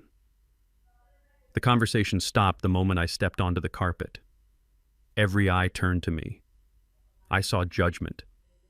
I saw pity. I saw a wall of community pressure built brick by the 2 women standing in my living room. Brother Solomon Pastor Jenkins said, his voice booming and deep, "We are glad you are home. We were just praying for this family. I looked at the pastor. He was a good man, but he was soft. He believed in redemption because it was his job. He didn't know he was sitting in a den of vipers. "Hello, Pastor," I said, keeping my voice neutral. "I didn't know we were hosting a revival tonight." "We are here to heal," Camille said softly. Her voice trembled just enough to sound convincing. She looked at me with wide, teary eyes. "Solomon, we can't go on like this. The anger, the police, it is tearing us apart." I invited the pastor and the elders to help us find a way back to God and to each other. It was a masterstroke. She had brought in the heavy artillery. In our community, you don't disrespect the pastor. You don't kick out the elders. You sit down. You listen. You forgive. That is the script. Mrs. Higgins spoke up. She was 80 years old and had known me since I was a young man hauling scrap metal. "Solomon, look at that boy." She pointed a shaking finger at Dion. "He made a mistake, a terrible mistake. But he is family. You can't send your own son to prison. It isn't right. The Lord forgives. We must forgive." Dion looked up then. His eyes were red. "Solomon." "I am sorry," he whispered. "I was drunk. I was stupid. I just wanted to help Mom. I didn't mean to crash the car. Please don't ruin my life. It was a perfect performance. If I hadn't heard the recordings, if I hadn't seen the toxicology report, if I hadn't spoken to Ray, I might have believed it. I might have cracked, but I had the truth burning a hole in my pocket." I walked into the center of the room. I looked at the pastor. "Pastor, you say we need to forgive," I said. "Amen." "Brother Cross," the pastor nodded. 70 times 7. "Does the Lord forgive theft?" I asked. "Does he forgive plotting against your father? Does he forgive poisoning the man who feeds you?" A ripple of confusion went through the room. Kayla stiffened by the fireplace. Her eyes narrowed. She knew I wasn't following the script. Poisoning Camille gasped. "Solomon, what are you talking about?" "You are talking nonsense again." She turned to the elders. "See," she whispered loud enough for everyone to hear. "This is what I was telling you about. He gets confused. He gets paranoid. He thinks everyone is trying to hurt him." The pastor looked at me with concern. "Brother Solomon, maybe you should sit down. You look agitated." "I am not agitated," I said, my voice rising. "I am awake. You want to talk about forgiveness. You want to talk about family. Let's talk about truth first." I didn't argue. I didn't scream. I knew words would fail me against their tears. I needed to show them. I walked over to the large flat-screen television mounted above the fireplace right next to where Kayla was standing. It was a smart TV connected to the home network. I pulled out my phone. I had the video file ready. The video from the hidden camera I had installed in the kitchen 3 months ago to catch a contractor I thought was stealing tools. I hadn't caught the contractor. But this morning, I had caught something much worse. I had reviewed the footage in my truck before coming inside. It showed Camille and Kayla in the kitchen at 7 a.m. It showed Kayla handing Camille a bottle of pills. It showed Camille crushing them into the oatmeal. It showed them laughing. It showed Kayla saying he won't even know his own name by noon. I tapped the screen of my phone to cast it to the TV. "You want to see the poor innocent boy?" I said. "You want to see the loving wife? Watch this." The TV screen flickered. The loading circle spun. Kayla moved. She didn't hesitate. She didn't panic. She moved with the reflex of a predator protecting its kill. She lunged for the power cord running down the side of the mantel. She yanked it hard. The plug ripped out of the wall socket with a spark. The TV screen went black before a single image could appear. Then she screamed. It wasn't a scream of fear. It was a scream of terror on my behalf. "Dad, stop," she yelled, backing away from me, as if I had struck her. "Stop it. The TV isn't watching you. There are no cameras in the TV." She turned to the room, her hands shaking, her face pale. "He thinks the government is watching him through the TV," she sobbed. "He thinks we are recording him. He has been saying this all week. He tries to show us videos that don't exist." I stood there holding my phone, my thumb hovering over the play button that was now useless. I looked at the black screen. I looked at Kayla. She had flipped the board. In 1 second, she had turned my evidence into a symptom. "That is a lie," I roared. I took a step toward her. "Plug it back in. Let them see." Pastor Jenkins stood up and placed a heavy hand on my shoulder. He wasn't restraining me with force, but the weight of his authority held me back. "Brother Solomon, calm down," the pastor said, his voice low and soothing. "The TV is off. No one is watching you. You are safe here." I looked around the room. Mrs. Higgins was shaking her head, wiping a tear. Deacon Jones was looking at the floor, embarrassed for me. Camille was burying her face in her hands, sobbing uncontrollably. "Oh God," she wailed. "It is getting worse. He is hallucinating. He thinks we are poisoning him. He thinks we are plotting. My poor husband. He is losing his mind." I looked at their faces. I saw the reflection of what they believed. They didn't see a man revealing a crime. They saw an angry, confused old man ranting about conspiracies. They saw dementia. Kayla had planted the seeds perfectly. The feigned concern, the rumors, the legal groundwork, and now this public display. I looked at my phone. I could play the video on the small screen. I could shove it in the pastor's face. But Kayla was already moving again. She grabbed a glass of water from the table and approached me slowly, as if I were a rabid dog. "Dad, please drink some water," she said softly. "You are dehydrated. You are not making sense. Just sit down. We love you. We just want to help you." I looked at the water. I looked at her eyes. They were triumphant. She knew she had won the room. If I knocked the water out of her hand, I was violent. If I yelled, I was crazy. If I tried to show the video now, it would look like a frantic obsession. I realized then that I couldn't win this battle tonight. The court of public opinion had already reached a verdict. I put my phone in my pocket. I straightened my jacket. I looked at Dion, who was watching me with a smirk hidden behind his hand. "I am not crazy," I said, my voice quiet and steady. "And I am not drinking your water." I turned to the pastor. "Thank you for coming, Pastor," I said. "I appreciate your prayers. But this is not a spiritual crisis. This is a crime scene, and you are sitting in the middle of it eating the evidence." I walked past them. I didn't go to the bedroom. I knew the lock was changed. I didn't go to the kitchen. I walked straight to the front door. "Solomon, where are you going?" Camille shouted, jumping up. "You can't drive. You are not well." I ignored her. I walked out into the night air. Behind me, I heard the murmur of voices, the sympathy being poured out for the poor wife with the crazy husband. I got into my truck. My hands were shaking not from age or infirmity, but from pure, unadulterated rage. They had turned my community against me. They had used my faith and my neighbors as weapons. I started the engine. I looked through the living room window. I saw Kayla plugging the TV back in, explaining something to the pastor with animated gestures.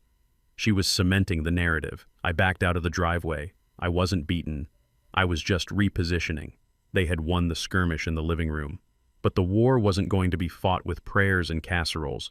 It was going to be fought with cold, hard facts. I drove away into the darkness, leaving the warmth of the lies behind me. I knew where I had to go. I needed a fortress, and I needed to prepare for the siege that was coming, because tomorrow they wouldn't just bring a pastor, they would bring a judge. I sat on my front porch the next morning watching the sunrise paint the sky in hues of orange and blood red. I had returned home late the previous night, not because I wanted to see my family, but because possession is 9/10 of the law. If I abandoned the property, they could claim I had wandered off in a fugue state. I slept in my truck in the driveway with the doors locked and a tire iron on the passenger seat. At 8 o'clock, a black sedan pulled up to the curb behind my truck. It wasn't the police cruiser I expected. It was a county vehicle. 2 deputies in uniform stepped out, followed by a woman in a gray suit carrying a leather portfolio. I stepped out of the truck. My joints were stiff and my mouth tasted like copper. I watched them walk up the driveway. The deputies had their hands resting near their holsters. Not aggressive, just ready. They were looking at me not as a citizen but as a subject, a problem to be managed. "Mr. Cross," the woman said, stopping at the foot of the porch steps. "I am Mrs. Gable from Adult Protective Services." I looked at her. She was young, overworked, and clearly reading from a file that had been handed to her less than an hour ago. Behind her, the front door of my house opened. Kayla and Camille stepped out. Kayla was holding a handkerchief to her nose, weeping softly. Camille looked solemn like a widow at a funeral. "What is this?" I asked, my voice rough. Mrs. Gable opened her portfolio. "We have an emergency ex parte order signed by Judge Holloway this morning," she said. "Based on sworn affidavits regarding your behavior last night and the medical concerns raised by your family, the court has granted temporary emergency guardianship of your person and estate to Mrs. Camille Cross. I felt the ground shift beneath my boots. An ex parte order. That meant they had gone to a judge without me present. They had told their story unchallenged. They had spun the events of the prayer meeting into a psychotic break. On what grounds, I asked, keeping my hands visible. The affidavit states that you were hallucinating, Mrs. Gable read. That you became violent with a clergyman, that you attempted to destroy property, and that you are refusing necessary medical medication for a diagnosed cognitive decline. The court has determined you are an immediate danger to yourself and others. It was a masterstroke. Kayla used her real estate connections to find a judge who played golf on Wednesdays and didn't like asking too many questions. She had turned my attempt to show the truth into a symptom of my madness. This is a lie, I said. I have a toxicology report that proves they are poisoning me. Mrs. Gable looked at me with pity. That was the worst part. It wasn't anger, it was pity. She saw a confused old man ranting about poison conspiracies just like the file said he would. Mr. Cross, please, she said. We are not here to arrest you. We are here to ensure your safety. Under this order, you are remanded to the custody of your guardian at your primary residence until a full competency hearing can be held in 72 hours. She handed the paper to the deputy. He stepped forward. Sir, I need you to hand over your car keys and any firearms you have on your person. I looked at the deputy. I looked at Kayla standing on the porch. She wasn't crying anymore. She was watching me with the cold, dead eyes of a shark. She had won the skirmish. She had stripped me of my legal status as a man. I reached into my pocket. I pulled out the keys to the truck. I dropped them into the deputy's hand. I don't carry a gun, I said. The deputy patted me down anyway. He found my cell phone. He took that too. The order requires us to secure any communication devices that might cause you distress, Mrs. Gable said. Your guardian will manage your phone calls. They were cutting the lines. They were sealing the tomb. I walked up the steps, past the deputies, past the social worker. I stopped in front of Camille. You think this is the end? I said softly. Camille looked at the deputies to make sure they were watching, then she leaned in close. It is for me, Solomon, she whispered. Go inside. I walked into my house. The door closed behind me. The lock clicked. It wasn't to keep intruders out. It was to keep me in. For the next 4 hours, I learned what it felt like to be an inmate in a prison I had built. The dynamic of the house had shifted instantly. Before there was tension. Now there was total control. Camille sat at the kitchen table going through a stack of papers. She had my checkbook. She had my ledger. She was making calls, authorizing payments, moving money. She didn't even lower her voice when I walked by. She knew I couldn't stop her. Legally, she was me. Kayla was the warden. She sat in the living room with her laptop working on what I assumed was the listing for my house. Every time I moved toward the front door or the back patio, she would look up. Dad, do you need something? She would ask, her voice dripping with that sickening fake sweetness. Why don't you sit down? You are pacing. It is making us nervous. I ignored her. I walked the perimeter of my cage. I checked the windows. They were locked. I checked the landline in the kitchen. It was gone. The jack was empty. I went to the refrigerator to get a bottle of water. Camille looked up. We are switching you to a filtered pitcher, she said. No more bottles. It is too expensive. She was cutting costs on water while transferring thousands of dollars to her son. The pettiness was almost impressive. I sat on the sofa. I had no phone, no car, no money, no voice. To the outside world, I was a senile old man resting at home under the loving care of his family. If I tried to run, the police would bring me back. If I fought, they would sedate me. I looked at the clock. It was 1 p.m. The hearing was in 3 days. By then, they would have me medicated into a drooling stupor. They would pump me full of haloperidol until I couldn't remember my own name, let alone testify. I needed to act. I needed to reach the outside world. I stood up and walked toward the hallway. Where are you going? Kayla asked sharply. To the bathroom, I said. Do I need a hall pass for that too? She rolled her eyes. Leave the door cracked, she said. We need to make sure you don't fall. I walked into the guest bathroom. It was a small room near the garage entrance. It was the bathroom I used when I came home from work, covered in grease and dust. It was the bathroom Camille never entered because she said it smelled like diesel. I pushed the door, but I didn't leave it cracked. I closed it and locked it. Dad, open the door, Kayla shouted from the living room. I have dignity, Kayla, I yelled back. Give me 5 minutes. I turned on the faucet in the sink full blast. The rushing water created a sound barrier. I turned on the shower too. Then I knelt down beside the toilet. It was an old model. Porcelain tank. Heavy lid. I had installed it 20 years ago. I lifted the lid carefully, setting it on the bath mat so it wouldn't clink. Inside the tank, taped to the underside of the lid in a double-sealed waterproof marine bag, was my insurance policy.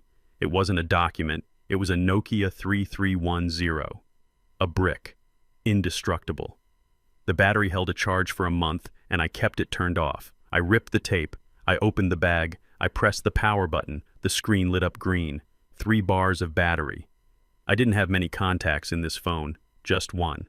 I dialed the number. I didn't need to look it up. I had memorized it the day I hired him. It rang once. Twice. Yeah, a voice answered. Deep. Alert.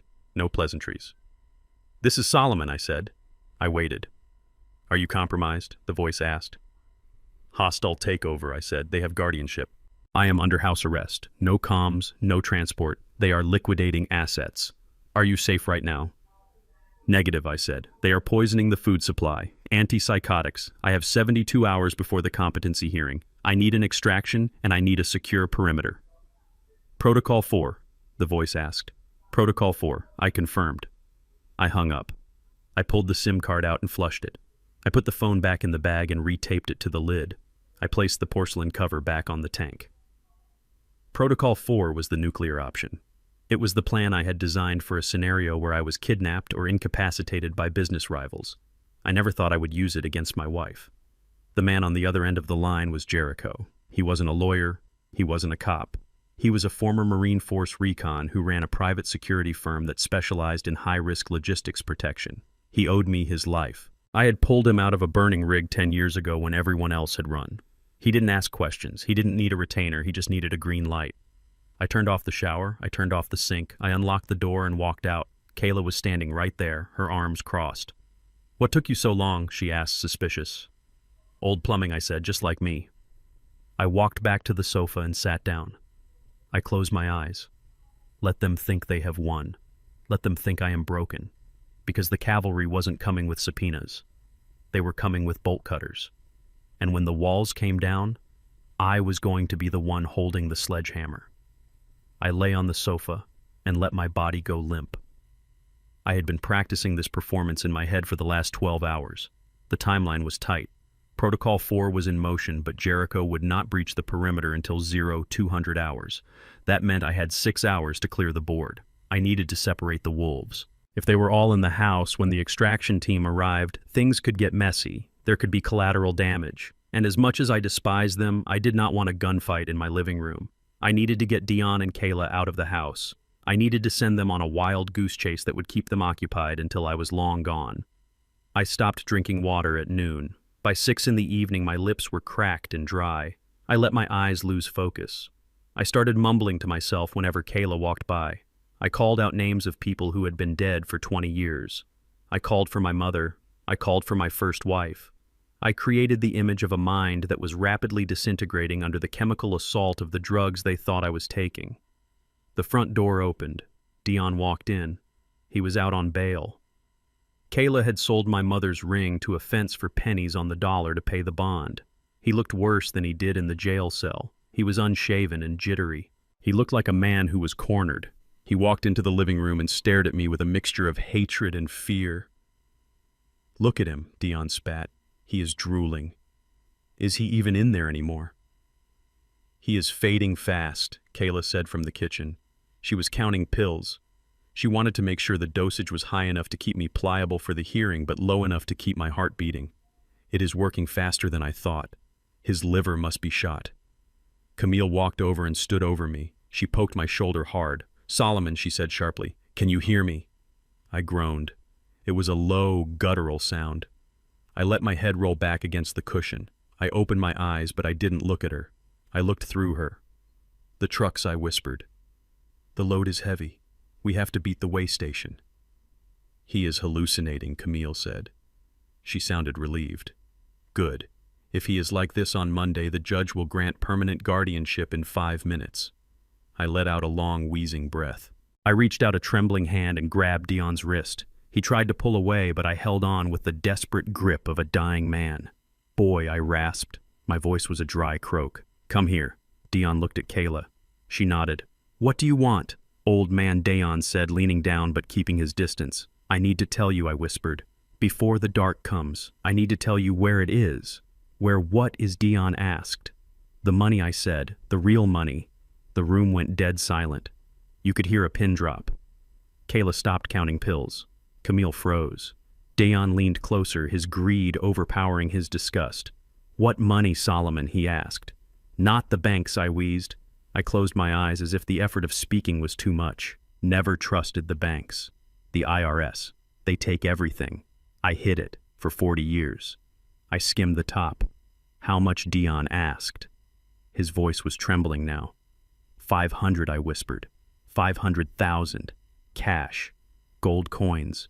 It is retirement. It is for the family. I felt the electricity in the room. $500,000. It was the magic number. It was enough to pay off the loan sharks. It was enough to buy a new life. It was the answer to every prayer they had ever prayed to the god of avarice. Where is it? Kayla asked, stepping into my line of sight. Her eyes were wide and hungry. Where is the money, Solomon? I coughed. I let my body convulse slightly, then settled back. Georgia, I whispered. The old homestead, in Waycross. You know the place, Camille. Camille nodded slowly. The old farm. We haven't been there in 10 years. Solomon, you sold that land. I chuckled. A dry, rattling sound. I sold the fields, I said. I kept the acre with the old silo. I never sold the silo. Nobody goes there. It is buried, where Dion demanded. He grabbed my shirt. Where is it buried? The oak tree, I said. The big white oak behind the silo, 6 feet down, in PVC pipes, sealed tight, cash and Krugerrands. Don't let the government get it. It is yours. Just promise me you will take care of the house. I let my hand drop from his wrist. I closed my eyes and let my mouth hang open. I feigned unconsciousness. I listened. I heard their breathing. It was heavy and fast. Did you know about this, Camille? Kayla hissed. I knew he didn't trust banks, Camille whispered. He always dealt in cash. He used to carry rolls of hundreds in his boots. But $500,000. I had no idea. We have to go, Dion said. His voice was frantic. We have to go right now. It is in 6-hour drive, Kayla said. We can go in the morning. No, Dion shouted. We can't wait. If he dies and the state finds out about the property, they will seize it, or someone else will find it. We need that money, Kayla. The sharks are giving me until Tuesday. If I don't pay them, they are going to break my legs. I lay there and listened to them justify their greed. It was pathetic. They didn't question why I would tell them. They didn't question the logic. They only saw the gold. They were blinded by the shine. Kayla was typing furiously on her phone. I am looking at the satellite map, she said. The silo is still there. It is overgrown, but it is there. It looks abandoned. We need shovels, Dion said. We need flashlights. We need a rental car. We can't take your BMW. It is too conspicuous. I will rent a truck, Kayla said. I will put it on the corporate card. What about him? Camille asked. We can't leave him alone. You stay here, Mom Dion said. You watch him. Keep him sedated. If he wakes up, give him another pill. We will drive down, dig it up, and be back by tomorrow afternoon. We will split it 3 ways. Camille hesitated. I could feel her calculating the risk. But the allure of the money was too strong. $160,000 for her share. It was freedom. Fine, she said. But you call me the second you have it. And don't you dare try to cut me out, Dayon. I am the one changing his diapers. We won't, Dion said. Let's go. I heard the flurry of movement, footsteps running up the stairs, the sound of drawers opening and closing. They were packing for a treasure hunt. 10 minutes later, I heard the front door slam. I heard Kayla's car start up and speed away. They were gone. They were heading south on I-95, doing 80 miles an hour, chasing a ghost. I opened my eyes. The room was dark. Only the street lamp outside cast a pale yellow light across the floor. Camille was in the kitchen. I could hear the clink of a glass. She was probably celebrating. She was probably drinking my expensive scotch, thinking she had won the lottery. She didn't know that the land in Georgia was not abandoned. I had sold the silo acre 10 years ago to a man named Cletus. Cletus ran a training facility for protection dogs. Belgian Malinois, German Shepherds. Dogs that were trained to bite and hold. The property was fenced, posted, and patrolled by animals that considered intruders to be chew toys. Dion and Kayla were not going to find gold. They were going to find a pack of dogs and a very angry man with a shotgun. And since they were crossing state lines to commit a burglary, they were walking into a federal nightmare. I lay still and waited. It was 9 o'clock. 5 hours until Jericho. Camille walked into the living room. She had a glass of wine in her hand. She looked down at me. "You old fool," she whispered. "You should have given it to me years ago. We could have had a good life. But you had to be stingy. You had to make me beg." She took a sip of wine. "Well, it doesn't matter now," she said. "Dion will get the money. We will put you in the home. And I will finally have the life I deserve." She walked back to the kitchen. I closed my eyes and smiled in the dark. She was right about one thing. She was going to get exactly what she deserved. The hours ticked by. The house settled. Camille fell asleep in the kitchen chair. I could hear her light snoring. At 01:55, I heard a sound. It wasn't a knock. It was a soft scratching at the back door lock. Then a click. The back door opened. A shadow moved through the kitchen. Silent. Fluid. It moved past the sleeping Camille without waking her. The shadow entered the living room. It knelt beside the sofa. "Solomon," a voice whispered. I opened my eyes. Jericho was there. He was dressed in black tactical gear. He looked like a shadow that had come to life. "I am here, Jericho," I whispered. "Can you move?" he asked. I nodded. I sat up. My legs were stiff, but the adrenaline was pumping now. "Let's go," Jericho said. He helped me stand. He handed me a pair of shoes he had brought from my closet. I slipped them on. We walked to the back door. We passed Camille. She was slumped over the table, the empty wine bottle beside her. She looked peaceful. It was the last peaceful moment she would have for a very long time. We stepped out into the night. The air was cool. A black SUV was waiting in the alleyway behind the house with the engine running. I got in. The leather seats were soft. The doors locked with a solid thud. Jericho got in the driver's seat. "Where to, boss?" he asked. I looked back at the house. It was dark and silent. It was a tomb. "Take me to the bank," I said. "The main branch downtown. We need to be there when the doors open." Jericho nodded. He put the car in gear, and we rolled away into the night. I wasn't running away. I was regrouping. Dion and Kayla were driving into a trap in Georgia. Camille was guarding an empty room, and I was free. The next time they saw me, I wouldn't be the victim on the sofa.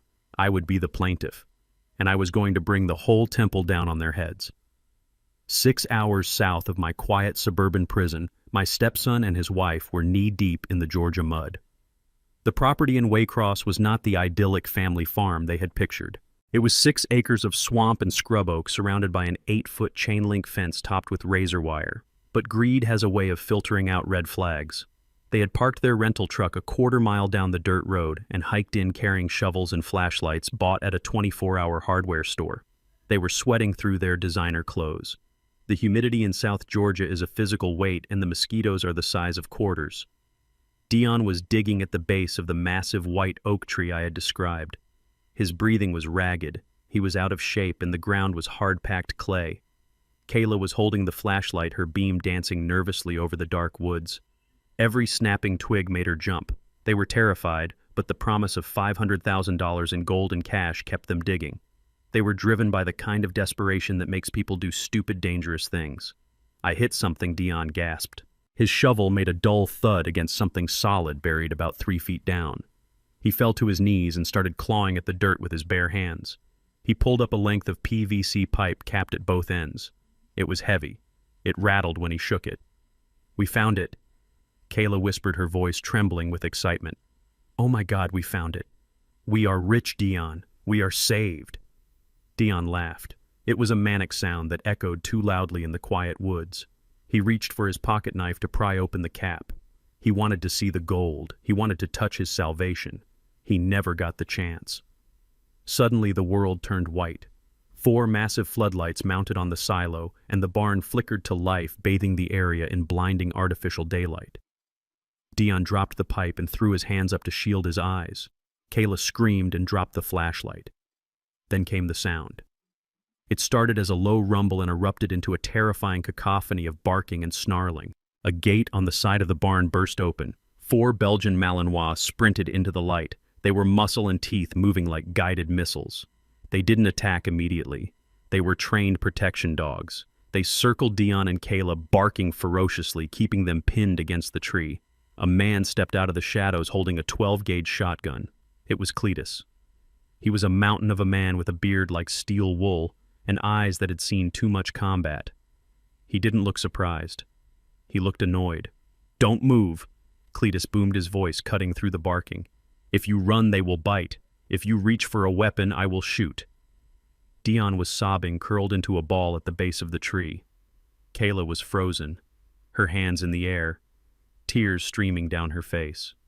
"Please don't shoot," Kayla screamed. "We are just looking for something. We are family. Solomon Cross sent us." Cletus laughed. It was a dry, harsh sound. "Solomon Cross sold me this land 10 years ago, little lady. Aye. And he told me yesterday that 2 intruders might be coming to test my security system. Looks like you failed the test." Sirens wailed in the distance. They grew louder, rapidly approaching up the long dirt driveway. I had told Jericho to tip off the local sheriff that there would be a break-in at the dog training facility. In Waycross, they take property rights very seriously. 2 deputies jumped out of their cruisers, guns drawn. They found Dion Vance and Kayla Vance trespassing on private property in possession of burglary tools, holding a PVC pipe filled not with gold but with lead fishing weights and a note that read, "You should have called Ray." They were handcuffed face down in the dirt. The dogs watched them with intense, unblinking eyes. As they were dragged to the police cars, Dion screamed that it was a setup, that I was crazy, that I had tricked them. But nobody was listening. They were booked for felony trespassing, burglary, and possession of criminal tools. Their mugshots would be available online by morning. While my family was being processed in a Georgia County jail, a different kind of operation was taking place back at my home. I was sitting on the sofa in the dark, waiting. Camille was in the kitchen asleep at the table with an empty wine bottle. She was supposed to be the guard, but she had celebrated her victory too early. At exactly 2 in the morning, the power to the house died. The hum of the refrigerator stopped. The little green lights on the cable box went out. The darkness was absolute. Camille woke up with a start. I heard her chair scrape against the floor. "Solomon," she called out, her voice thick with sleep and wine. "Solomon, what did you do? Turn the lights back on." She fumbled for her phone to use the flashlight, but Jericho had jammed the cell signal in the immediate area. Her phone was a useless brick. I heard the back door lock click open. It was a soft sound, barely audible over Camille's panic. Jericho moved like a ghost. He was inside the house before Camille could even stand up. He was wearing night vision goggles and black tactical gear. He didn't say a word. He just moved to the sofa where I was waiting. He helped me stand. My legs were stiff from hours of feigning paralysis, but I forced them to work. He guided me through the living room, avoiding the furniture with practiced ease. "Who is there?" Camille shrieked. "I hear someone." "Solomon, answer me." She was stumbling around the kitchen, knocking over chairs. She was terrified. For the first time in a long time, she wasn't in control. She was alone in the dark with her imagination and her guilt. We slipped out the back sliding door. The cool night air hit my face, and it felt like freedom. Jericho led me through the backyard to the alley where his SUV was waiting, engine idling quietly. As I climbed into the passenger seat, I looked back at the house. I saw the beam of a flashlight moving frantically through the windows. Camille was searching for me. She was searching for her hostage. "Drive," I said. Jericho pulled away smoothly. We didn't speed, we didn't draw attention. We just vanished into the night, leaving Camille alone in a dark house to realize that her prisoner had walked out the back door. The hotel suite felt different this time. It wasn't a hiding place anymore. It was a command center. I showered, washing away the smell of the house and the feeling of helplessness. I shaved. I put on my best suit, a charcoal gray wool that commanded respect. I tied my tie with steady hands. At 8 in the morning, I met Michael Sterling in the hotel lobby.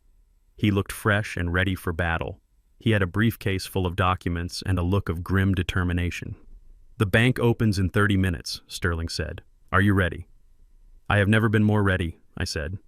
We walked to the First National Bank downtown. It was the main branch, the one with the marble floors and the high ceilings. I had been banking there for 40 years. I knew the manager, Mr. Henderson, personally. When we walked in, Henderson saw me and his face went pale. He had likely heard rumors. He might have even seen the police reports regarding my car. He knew there was trouble. "Mr. Cross," he stammered, coming out from behind his desk. "What can I do for you today?" I walked past his outstretched hand and sat down in the leather chair opposite his desk. Sterling sat next to me and placed his briefcase on the table. He opened it and took out a stack of notarized affidavits and court orders. "We are here to report a crime," Mr. Henderson, Sterling said. "Multiple crimes, actually. Identity theft, wire fraud, and elder financial abuse." Henderson swallowed hard. He looked at me. "Mr. Cross, I authorized a transfer yesterday to your wife. She had the account details. It was a joint account. I assumed." "You assumed wrong," I said, my voice cold and hard. I leaned forward.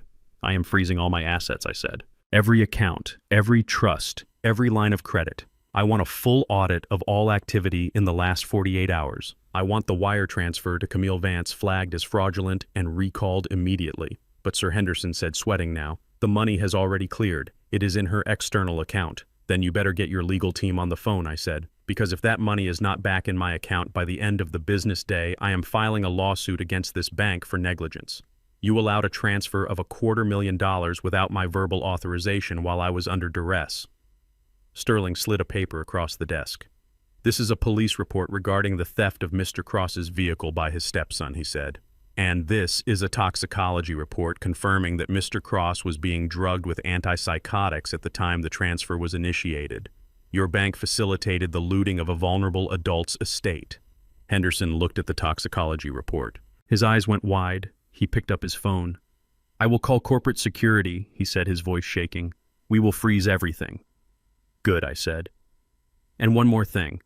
I pulled out the credit card statement Kayla had used to buy her plane ticket to Georgia. These cards," I said, "they were opened in my name without my permission. I want them canceled. I want the charges contested. And I want the location of every purchase sent to the FBI." "Why the FBI?" Henderson asked. "Because they crossed state lines to commit a burglary," I said. "And they used these cards to fund it. That makes it wire fraud and interstate racketeering." I stood up. I buttoned my jacket. I checked my watch. It was 9:15. In Georgia, Dion and Kayla were probably using their one phone call to try and reach Camille, but Camille wouldn't answer. She was too busy trying to figure out how the lights went out and where her meal ticket had gone. The trap had snapped shut. They were broke. They were incarcerated. And the bank accounts they thought were their prize were now evidence in a federal investigation. I walked out of the bank into the morning sun. The city looked different. It looked cleaner. I turned to Sterling. "What is next?" I asked. Sterling smiled a shark-like grin. "Now we go to court," he said. "The competency hearing is on Monday. They filed for guardianship, remember. They want to prove you are incompetent. Let them try," I said. I was going to walk into that courtroom not as a defendant, but as a nightmare. I was going to bring the full weight of the law down on their heads, and when the dust settled, there wouldn't be a stone left standing of the house of lies they had built. The competency hearing was scheduled for 9 o'clock on a Monday morning in courtroom 4B. The courthouse was a sprawling complex of gray stone and tinted glass that smelled of floor wax and stale coffee. I arrived 30 minutes early with Michael Sterling. We did not say much. We sat on a wooden bench in the hallway and watched the parade of lawyers and defendants march by. I was wearing my charcoal suit and I had polished my shoes until they shone like mirrors. I did not look like a man who was losing his mind. I looked like a man who was about to close a business deal. At 8:45, the elevator doors opened and my family stepped out. They were a sight to behold. Dion and Kayla were out on bail. I did not know who they had bribed or what they had pawned to come up with the bond money, but they were free. For now. Dion was wearing a suit that was 2 sizes too small for him, likely bought at a thrift store over the weekend. He looked haggard. His eyes were bloodshot and he had a nervous twitch in his left cheek. He looked at me with a mixture of fear and pure, unadulterated hatred. He knew that I had set him up in Georgia. He knew that I had sent him into a cage with attack dogs. But he also knew that this hearing was his only way out. If he could prove I was insane, he could argue that the instructions to go to Georgia were the ramblings of a demented old man and that he was just a concerned son checking on his father's property. It was a thin defense, but it was all he had. Kayla walked beside him, looking like the grieving daughter-in-law. She was wearing a modest navy blue dress and low heels. She carried a thick binder of documents, clutching it to her chest like a shield. Her face was pale, but her eyes were hard. She was the general of this army, and she was here to win. She did not look at me. She looked straight ahead, focused on the courtroom doors. And then there was Camille, my wife. She was being supported by Dion as if she were too frail to walk on her own. She was wearing black as if she were already mourning me. She held a tissue to her nose and her shoulders shook with silent sobs. It was a performance worthy of Broadway. They walked past us without a word. The air between us was cold enough to crack bone. They entered the courtroom and took their seats at the petitioner's table. Sterling looked at me. "They look desperate, Solomon," he said quietly. "Good," I replied. "Desperate people make mistakes." We walked in and took our seats at the respondent's table. The courtroom was mostly empty, save for a few court clerks and a bailiff who looked like he would rather be anywhere else. Judge Holloway entered the room. He was a stern man with a face like a bulldog. He sat down behind the high bench and adjusted his glasses. He looked at the file in front of him, then looked at me. His gaze was skeptical. He had signed the emergency order based on Kayla's affidavit, but now he had to decide if it should be permanent. "This is a hearing to determine the competency of Mr. Solomon Cross," the judge said. "The petitioners allege that Mr. Cross is suffering from advanced cognitive decline, causing him to be a danger to himself and others. Let us proceed." Kayla stood up. She did not hire a lawyer for this part. She claimed she could not afford one because I had frozen the assets. She was representing the family herself. It was a calculated move. It made them look like the underdog fighting against a wealthy tyrant. "Your Honor," Kayla began, her voice trembling just enough to sound sympathetic. "We are here with heavy hearts. We love Solomon dearly. He has been the patriarch of our family for years. But in the last 6 months, we have seen a terrifying change in him." She opened her binder. "He has become paranoid," she said. "He forgets who we are. He becomes violent over small things. He hallucinates conspiracies. We tried to care for him at home, but last week he had a complete psychotic break." She pulled out a document. "We have a medical evaluation from Dr. Aris," she said, handing it to the bailiff. "Dr. Aris is a specialist in geriatric psychiatry. He reviewed Solomon's case file and the videos we provided. His conclusion is that Solomon is suffering from rapid-onset dementia with paranoid delusions. He recommends immediate institutionalization for his own safety." I looked at Sterling. We both knew Dr. Aris. He was a doctor who ran a pill mill out of a strip mall on the west side. He would sign anything for $500 cash. He had never examined me. He had never even met me. But his signature was on that paper, and to a judge who didn't know better, it looked like medical evidence. Kayla continued. "We also have video evidence, Your Honor." She plugged a USB drive into the court's AV system. The large screen on the wall flickered to life. It was the video from the morning of the oatmeal incident. But it had been edited, heavily. The footage showed me stumbling in the living room. It showed me knocking the lamp over. It showed me shouting, "Get off me," at Camille. But the context was gone. You couldn't hear the conversation about the oatmeal. You couldn't see my clarity before or after. It just looked like an old man in a flannel shirt losing his balance and lashing out at his wife. Then it cut to the prayer meeting. It showed me standing by the TV shouting that I wasn't crazy. It showed me refusing water. It showed the neighbors looking uncomfortable. "Your Honor," Kayla said as the video played. "He thinks the television is watching him. He thinks we are poisoning his food. He calls his own son a thief. He sent Dion and me to a dangerous property in Georgia claiming there was gold buried there just to get rid of us. He nearly got us killed. These are not the actions of a sane man." She sat down, wiping a tear from her eye. The judge looked at the screen, then at me. His expression was grave. The video was damaging. Without context, I looked exactly like what they claimed I was. A confused, angry old man who needed to be managed. "Mrs. Cross," the judge said, looking at Camille. "Do you have anything to add?" Camille stood up slowly. She leaned on the table for support. She looked at me with eyes full of sorrow. "I just want my husband back, Your Honor," she whispered. "The man sitting there is not the man I married. That man was kind. He was generous. This man is cruel. He froze our bank accounts. Your Honor, he left us with nothing. I had to sell my wedding ring just to buy groceries." She sobbed. "He kicked Dion out of the house. He accused him of stealing a car that Solomon gave him the keys to. He is destroying our family. I just want him to be safe. I want him to get the help he needs. Please, Your Honor, grant us guardianship so we can take care of him." She sat down, burying her face in Dion's shoulder. Dion patted her back, looking at the judge with a pleading expression. The courtroom was silent. The weight of their lies hung in the air like smog. They had woven a narrative that was almost perfect. They had medical papers, they had video, they had tears.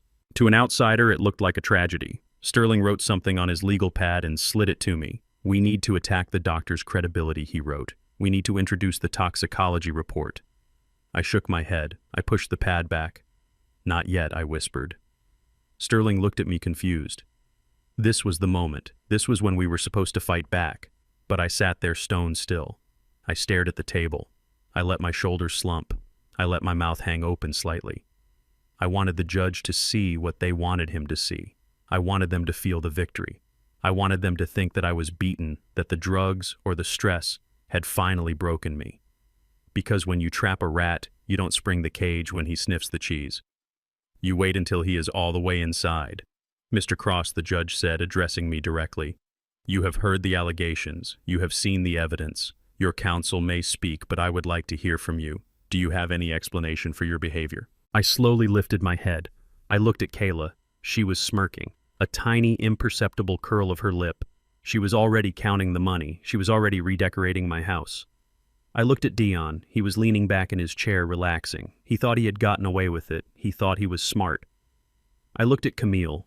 She was watching me through her fingers, checking to see if I would explode. I stood up. I moved slowly, gripping the table as if I needed support. "Your Honor," I said, my voice low and rasping, "I am tired. I am very tired. My family says I am sick. Maybe I am. Maybe I am imagining things." Kayla's eyes lit up. She nudged Dion under the table. This was it. The confession. I looked at the judge. "But before you make your ruling, Your Honor," I said, my voice gathering strength, "before you sign my life away to these people, I would like to call one witness. A character witness. Someone who has known my son Dion longer than I have." Kayla frowned. She looked around the empty courtroom. There was no one else there. The judge looked confused. "Mr. Cross, you did not submit a witness list. He is a rebuttal witness, Your Honor." Sterling interjected, standing up. "He arrived this morning. His testimony goes directly to the credibility of the petitioners." The judge sighed.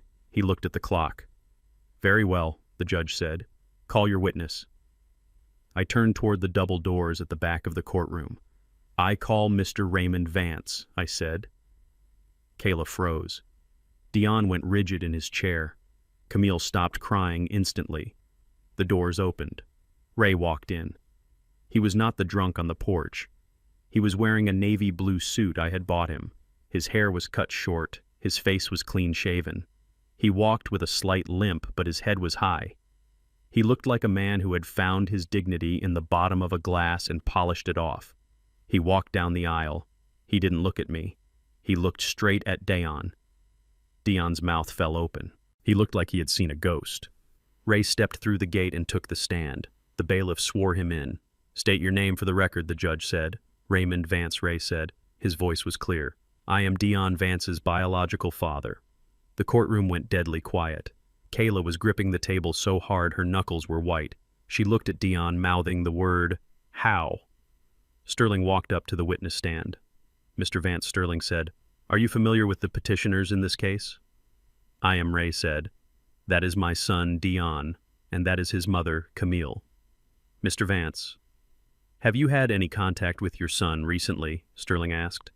"Yes," Ray said. "He came to my house last week." "And what did he ask you for?" Sterling asked. Ray reached into his jacket pocket. He pulled out a plastic bag. Inside were the torn pieces of the adoption document taped back together. "He asked me to sign this," Ray said, holding it up. "He offered me $5,000 to terminate my parental rights so that Mr. Cross could adopt him as an adult." The judge leaned forward. "Let me see that."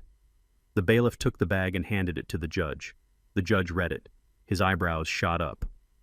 "Why would he want to do that?" Mr. Vance Sterling asked. Ray looked at Dion. Dion was shrinking in his seat, trying to make himself small. "He told me that Solomon was dying," Ray said. "He said that if Solomon adopted him, he would inherit everything automatically. He said they were going to put Solomon in a home and take control of the estate. He needed to be the next of kin to make sure it happened fast." "Objection!" Kayla shrieked, standing up. "This is hearsay. This man is a drunk. He is lying." Ray looked at her calm and steady. "I may be a drunk, darling," he said, but I recorded the conversation. Because I didn't trust my son not to try and forge my signature later. Ray pulled out his old cracked smartphone. He placed it on the witness stand railing. "Can I play it?" Judge Ray asked. The judge nodded slowly. "Proceed." Ray pressed play. The audio was tinny but clear. "Come on." "Pop." It was Dion's voice, arrogant and impatient. "Just sign the paper. The old man is losing it. We are going to have him committed in a week. Once he is in the loony bin, I get power of attorney. If I am his adopted son, I get everything when he kicks the bucket. I will give you 10 grand. Just sign it." The recording ended. The silence in the courtroom was absolute. It was the silence of a grave. Kayla sank back into her chair. Her face was ashen. Her plan, her perfect legal strategy, had just been blown apart by a man she considered trash. Dion was shaking his head, muttering, "No, no, no." Camille was staring at Ray with a look of pure venom. The judge looked up from the bench. He looked at Dion. He looked at Kayla. His face was no longer bored. It was furious. "This court takes a very dim view of fraud," the judge said, his voice low and dangerous. "And it takes an even dimmer view of using this court as a weapon to exploit the elderly." Kayla stood up again, desperate now.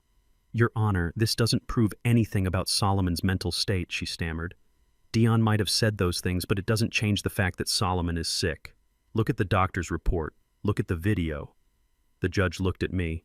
"Mr. Cross, do you have a response to the medical evidence?" I stood up.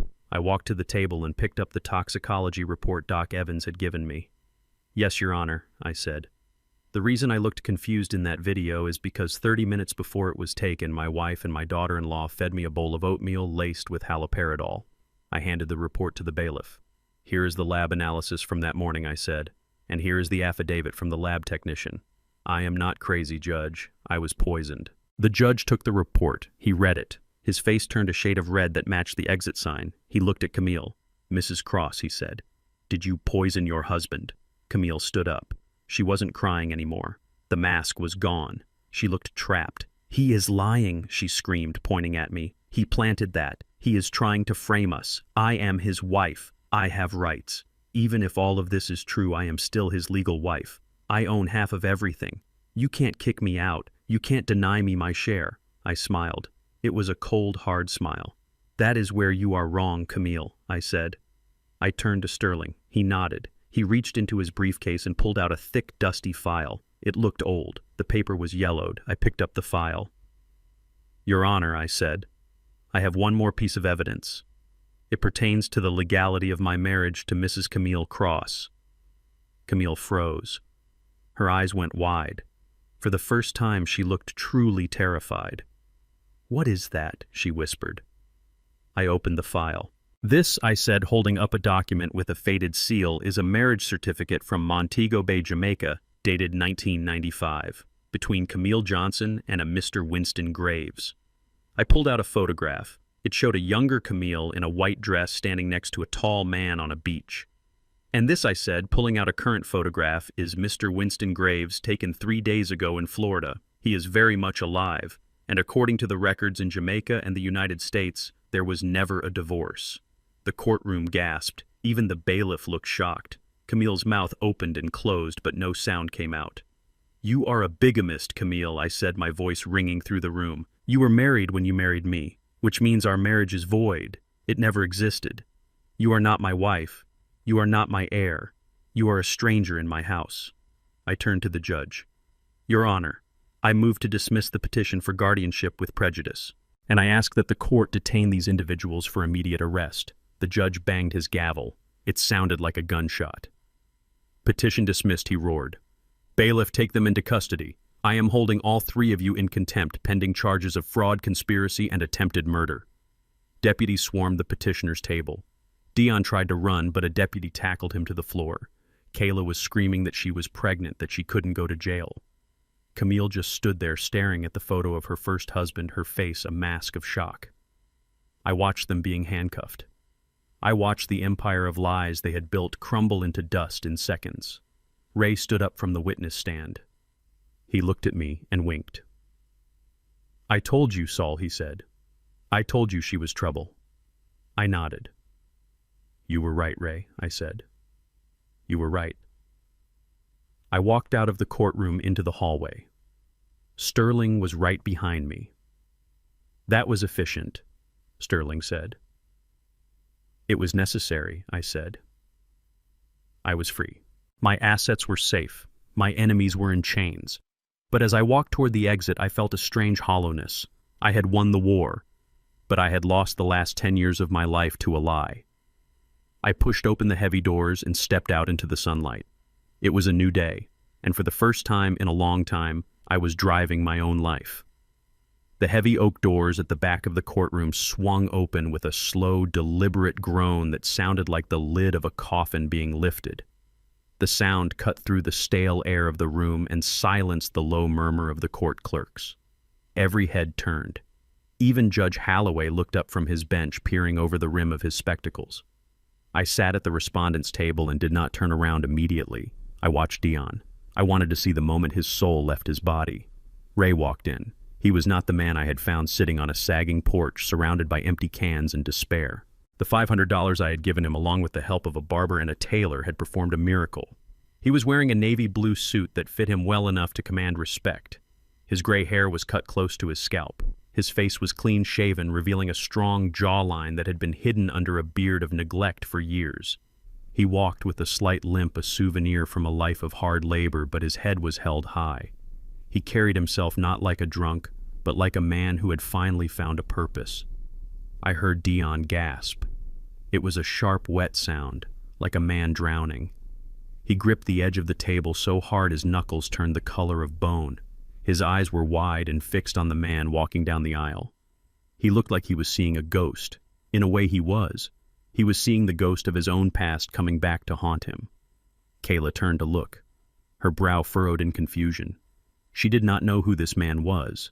She had never bothered to meet Dion's biological father. To her, Ray was just a name on a birth certificate, a piece of trash to be discarded. She looked at Dion and saw his terror. She nudged him hard with her elbow. "Who is that?" she hissed. Dion could not answer. He was paralyzed. His mouth opened and closed, but no sound came out. Ray walked past the petitioner's table. He stopped for a brief second. He looked down at his son. He did not look at him with anger. He looked at him with a profound disappointment that was heavier than any shout. He shook his head once, then continued to the witness stand. I stood up. "Your Honor," I said, my voice filling the silence, "I call Mr. Raymond Vance to the stand." Kayla leaped to her feet. "Objection," she shouted. "This man is not on the witness list. We have no idea who he is. This is a surprise witness, Your Honor. This is trial by ambush." Judge Holloway looked at me. "Mr. Cross, care to explain? He is a rebuttal witness, Your Honor." Michael Sterling said smoothly, standing up beside me. "His testimony directly contradicts the sworn affidavits provided by the petitioners regarding Mr. Cross's mental state and their own motivations. He became available only this morning." The judge looked at Ray, then back at Kayla. "I will allow it," the judge said. "But keep it brief, Mr. Sterling." Kayla sank back into her chair. She was vibrating with tension. She whispered furiously to Dion, but he was catatonic. He knew what was coming. Ray took the stand. The bailiff held out the Bible. Ray placed his large, rough hand on it. He swore to tell the truth. "State your name for the record," the judge said. "Raymond Vance," Ray said. His voice was gravelly and deep. "I am Dion Vance's biological father." The courtroom went deadly quiet. Kayla's head snapped toward Dion. Her eyes were wide with shock. She had underestimated the reach of my resources. She thought I was isolated. She thought I had no allies. Sterling walked to the podium. "Mr. Vance, thank you for coming," Sterling said. "Can you tell the court the nature of your relationship with your son, Dayon?" "We don't have one," Ray said bluntly. "I haven't seen the boy in 3 years, until last week." "And what happened last week?" Sterling asked. "He came to my house," Ray said. "He drove a fancy car. He wore a suit that cost more than my rent. He came onto my porch and he offered me money." "Money for what?" "He wanted me to sign a paper," Ray said. He reached into the inside pocket of his suit jacket and pulled out a plastic bag containing the torn pieces of the document I had retrieved. He wanted me to terminate my parental rights. Ray continued holding the bag up for the judge to see. He wanted to legally sever our tie so that Mr. Solomon Cross could adopt him as an adult. The judge leaned forward, his eyes narrowing. "Adopt him?" the judge asked. "Why?" Ray looked straight at the judge. "Because he told me Solomon was dying," Ray said. He said the old man was losing his mind and didn't have much time left. He said that if Solomon adopted him, he would automatically inherit everything when he died. He said it was the fastest way to get control of the estate. He offered me $5,000 cash to sign my son away. Kayla jumped up again. "Objection," she screamed. "Hearsay. This is a lie. This man is a known alcoholic. He has a criminal record. You cannot trust a word he says. He is making this up to get money from Mr. Cross." Ray didn't flinch. He looked at Kayla with a calm, steady gaze. "I may be a drunk, darling," Ray said, his voice cutting through her hysteria, "and I have made more mistakes than you have years on this earth. But I know when my son is plotting a crime, and I know better than to trust him without insurance." Ray reached into his pocket again. He pulled out an old cracked smartphone. It was a cheap model, the kind you buy at a convenience store. "I recorded the conversation," Ray said, "because I knew that if I didn't, nobody would believe a man like me over a man like him." He placed the phone on the railing of the witness stand. He pressed a button. The audio was tinny and scratched with the sound of wind hitting a microphone, but the voices were unmistakable. "Come on, Pop." It was Dion's voice, arrogant and impatient. "Just sign the paper. The old man is losing it. We are going to have him committed in a week. The drugs are working. Once he is in the loony bin, I get power of attorney. But if I am his adopted son, I get priority. I get everything when he kicks the bucket. I will give you 10 grand. Just sign it." The recording continued. "He is not even my father." Pop Dion's voice sneered. "He is just a wallet. A stupid old wallet that is about to expire. We are going to put him in a home and let him rot. And we are going to live like kings." Ray stopped the recording. The silence in the courtroom was absolute. It was heavy and suffocating. I looked at the judge. Judge Holloway's face had turned a dark shade of red. He was staring at Dion with an expression of pure disgust. Kayla had slumped in her chair. Her hand was over her mouth. She looked like she was going to be sick. Dion was shaking his head, muttering to himself. No, that is not me, that is fake," Mr. Vance Sterling said softly. "Did you sign the papers?" "No," Ray said. "I tore them up. I told him to get off my porch. I may be poor, but I am not going to help him kill a man who raised him better than I ever could." Sterling turned to the judge. "No further questions, Your Honor." The judge looked at Kayla. "Do you have any cross-examination?" "Ms. Vance." The judge asked, his voice dripping with ice. Kayla stood up slowly. She looked at Ray, then at Dion, then at me. She realized the ground had crumbled beneath her feet. The narrative of the caring family protecting the senile patriarch had been blown to atoms. "No, Your Honor," she whispered. "You may step down, Mr. Vance," the judge said. Ray stood up. He looked at me and gave a small nod. I nodded back. It was a transaction of respect. Judge Holloway took off his glasses and rubbed the bridge of his nose. He looked at the petitioner's table. "This court has heard enough," he said. "The evidence presented by the respondent contradicts every claim made in your affidavits. The audio recording suggests a conspiracy to commit fraud and elder abuse. I am inclined to dismiss this petition immediately and refer this matter to the district attorney." Kayla's head snapped up. Panic flooded her face. She looked at Camille, who was sitting frozen beside her. Camille had been silent until now, playing the role of the grieving wife, but now her eyes were darting around the room, looking for an exit, looking for a lifeline. "Wait, Your Honor," Kayla said, her voice shrill and desperate. She grabbed Camille's arm and pulled her to her feet. "You cannot dismiss everything," she stammered. Even if Dion made some bad comments, even if there is a misunderstanding about the adoption, you cannot ignore the rights of the spouse." She pointed at Camille. "This is Mrs. Camille Cross," Kayla said, finding her footing. "She is his legal wife. She has been married to him for 10 years. Under state law, she has rights to the marital assets. She has rights to make medical decisions for her husband. Even if you don't grant guardianship to Dion, you have to grant it to her. She is his wife. She owns half of everything he has. You cannot strip a wife of her rights just because her son is an idiot." Camille straightened up. She realized this was her last stand. She wiped her eyes and put on her mask of indignation. "Yes, Your Honor," Camille said, her voice trembling with fake outrage. "I am his wife. I have stood by him for a decade. I have washed his clothes and cooked his meals. These assets are marital property. You cannot lock me out of my own accounts. You cannot keep me from my husband. I have rights." The judge paused. He looked at me. He knew they were technically right. The law protected spouses. Even if Dion was a criminal, Camille's status as my wife gave her a legal shield that was hard to break. Sterling looked at me. He raised an eyebrow. I smiled. It was a cold, hard smile. I stood up. I picked up the thick, dusty file folder that had been sitting on the table in front of me the entire time. "Your Honor," I said, "I would like to address the issue of Mrs. Camille Cross's marital rights." The judge looked at me. "Go ahead, Mr. Cross." I opened the file. I pulled out a document that was yellowed with age. It had a stamped seal from a foreign government. "My family claims that Camille is my legal wife," I said. "They claim that our marriage gives her ownership of my life and my labor." I walked toward the bench. "But there is a problem with that claim, Your Honor. A very big problem." I handed the document to the bailiff. "What is this?" the judge asked, taking the paper. "That, Your Honor, is a marriage certificate," I said. "It is from Montego Bay, Jamaica, dated 1995. I turned to look at Camille. Her face had gone the color of chalk. Her mouth was open in a silent scream. "It certifies the marriage of one Camille Johnson to a Mr. Winston Graves," I said. I pulled out a photograph. "And this," I said, holding it up, "is a picture of Mr. Winston Graves taken 3 days ago in Florida. He is very much alive. He is enjoying his retirement." I walked closer to Camille. "And according to the records in Jamaica and the United States, there was never a divorce." The courtroom gasped. "You are a bigamist, Camille," I said, my voice ringing off the walls. "You were married when you married me, which means our marriage is void. It is null. It never existed legally." I turned back to the judge. "She is not my wife, Your Honor. She is not my heir. She is a stranger who has been living in my house fraudulently for 10 years. She has no rights. She has no claim.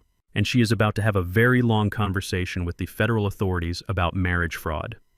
Camille made a sound like a wounded animal. She collapsed into her chair, burying her face in her hands. Kayla backed away from her as if she were radioactive. The judge looked at the certificate. He looked at Camille. He looked at me. And then he picked up his gavel. The silence that followed Ray's testimony was heavy and thick, but it did not last long. The judge's gavel hovered in the air, ready to dismiss the case and end the madness. But Camille was not done. She pushed herself up from the table. Her face was streaked with mascara, and her eyes were wild. She looked like a cornered animal, realizing the trap was closing but refusing to accept its fate. She shoved Kayla aside, knocking the younger woman back into her chair. Camille did not look at her son. She did not look at the judge. She looked at me. "You think you have won Solomon," she screamed, her voice cracking with hysteria. "You think because you brought a drunk in here to tell stories that you can get rid of me. You think you can just throw me out like yesterday's trash." She turned to the judge, pointing a shaking finger at the bench. "Your Honor, this man is trying to steal my life. I am his wife. I have been his wife for 10 years. I have cooked his meals. I have washed his clothes. I have nursed him when he was sick. I have put up with his long hours and his coldness. I have earned my place." She slammed her hand down on the table. "It does not matter what my son did," she yelled. "It does not matter if Solomon is crazy or sane. The law is the law. This is a community property state. 50% of everything he has is mine. His business, his savings, that house. It is mine. You cannot dismiss my rights. Even if you deny the guardianship, I am filing for divorce immediately. I am taking half. I am taking the house. And I am going to leave him with nothing but that old truck." The courtroom was stunned into silence by her audacity. She was admitting defeat on the guardianship only to pivot to a scorched earth divorce strategy. She was declaring that she did not care about my health, only my assets. She stood there, chest heaving, defiant in her greed. She believed she had the ultimate trump card. She believed the marriage license was a shield that could not be broken. I looked at her. I looked at the woman I had shared a bed with for a decade. I remembered the day we met. I remembered the wedding. I remembered thinking I had found a partner. And now I saw her for what she truly was. A parasite who had attached herself to a host and was furious that the host was fighting back. I did not feel anger anymore. I felt a cold, absolute clarity. I had one card left to play, the card I had kept in reserve for the moment she thought she was safe. I stood up slowly. I buttoned my suit jacket. I picked up the thick yellow file folder that had been sitting on the table in front of me since the trial began. It was old and worn, the edges frayed. It looked like something that had been buried and dug up.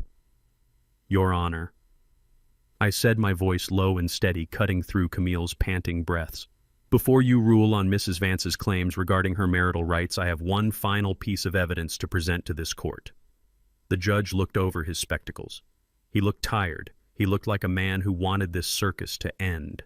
Mr. Cross, is this relevant to the competency hearing? The judge asked. It is relevant to everything, Your Honor, I replied. It is relevant to her standing in this court. It is relevant to her claim on my assets. And it is relevant to her identity. I walked toward the bench. My steps echoed on the floor. I felt Camille's eyes boring into my back. She was confused now. She did not know what was in the file. She thought she had covered her tracks. She thought her past was a closed book. May I approach? I asked. The judge nodded. I handed the file to the bailiff, who passed it up to the judge. Inside that folder, Your Honor, I said, turning to face the courtroom, are the results of a private investigation I commissioned 3 weeks ago, an investigation that took my team to Montego Bay, Jamaica. Camille gasped. It was a sharp intake of breath, like she had been punched in the gut. Her hands flew to her mouth. The defiance vanished from her face, replaced by a terror so pure it was almost palpable. I watched her crumble. She knew. She knew exactly what was in that folder. I continued, my voice ringing out clearly. Exhibit A is a certified copy of a marriage certificate dated August 14, 1995. It details the holy matrimony of one Camille Johnson to a Mr. Winston Graves. I paused, letting the name hang in the air. Kayla looked at Camille with wide eyes. Dayon looked confused. He had never heard the name. Exhibit B, I said, pointing to the folder, is a sworn affidavit from the Registrar General's Department of Jamaica, certifying that there is no record of a divorce between Camille Johnson and Winston Graves. There is no record of an annulment. There is no death certificate for Mr. Graves prior to 2014. Camille began to shake. She gripped the table for support. No, she whispered. No, you couldn't have found that. But I wasn't done. I had to drive the nail all the way in. Some might argue that perhaps Mr. Graves had passed away and Camille simply lost the paperwork, I said. That is what she told me when we met. She told me she was a widow. She told me her first husband died in a fishing accident. I signaled to Michael Sterling. He stood up and pulled a large photograph from his briefcase. He held it up for the court to see. It was a high-resolution photo taken with a telephoto lens. It showed an older black man sitting on a veranda in Florida, smoking a cigar and holding a newspaper. The date on the newspaper was clearly visible. It was from last week. This is Mr. Winston Graves, I said. My private investigator found him living in Miami. He is very much alive. He is enjoying his retirement. And when asked, he confirmed that he is indeed still married to Camille. He said she ran off to America 20 years ago, and he never heard from her again. He never filed for divorce because he didn't want to pay the fees. The courtroom erupted. The murmur of shock turned into a roar. The judge banged his gavel furiously, demanding order, but nobody was listening. All eyes were on Camille. She had collapsed into her chair. Her face was ashen. She looked like a ghost. Michael Sterling stepped forward, his voice booming over the noise. Your Honor, based on this evidence, we submit that the marriage between Solomon Cross and Camille Vance performed in 2014 is void ab initio, void from the beginning. It meant we were never married. It meant the last 10 years were a legal fiction. Bigamy is a felony in this state, Sterling continued, but the civil implications are immediate. Because Camille was legally married to another man at the time she married Mr. Cross, she lacks the capacity to enter into a marriage contract. Therefore, she is not his wife. She has never been his wife. I walked back to my table and stood in front of Camille. I wanted her to hear this from me. You have no rights, I said, my voice cold and hard. You have no claim to 50%. You have no claim to my house. You have no claim to my pension. You are not Mrs. Cross. You are just a woman who has been trespassing in my home for a decade. Camille looked up at me. Her eyes were empty. The greed, the arrogance, the anger, it was all gone. All that was left was the realization that she had gambled everything and lost. You knew, she whispered. How long did you know? I leaned in close so only she could hear. I have known since the day you asked for the first $10,000 for Dion. I lied. I wanted her to think I had been playing her for years. I wanted her to feel the same fool she had made of me. I straightened up and turned to the judge. Your Honor, she is a stranger to me. She is a fraud, and I want her out of my life." Judge Holloway looked at the documents. He looked at the photo of Winston Graves. He looked at Camille. His face was a mask of judicial fury. "Mrs. Vance," the judge said, his voice like thunder. "Is this true? Are you married to another man?" Camille tried to speak, but no words came out. She just nodded weakly. "Then Mr. Sterling is correct," the judge ruled. "Your marriage to Mr. Cross is legally void. You have no standing in this court as his spouse, you have no standing to petition for guardianship, and you certainly have no claim to his assets." The judge looked at the bailiff. "In fact, since you signed legal documents under oath claiming to be his wife, you have just committed perjury in my courtroom." Kayla stood up slowly and moved away from Camille. She created a physical distance as if Camille was contagious. Dan had his head in his hands, rocking back and forth. The family unit was gone. The alliance was shattered. I stood there in the center of the storm I had created. I felt light. The weight of the last few weeks, the weight of the last 10 years fell off my shoulders. I was not a husband being divorced. I was a single man who had just evicted a squatter. The nuke had detonated. The dust was clearing, and I was the only one left standing.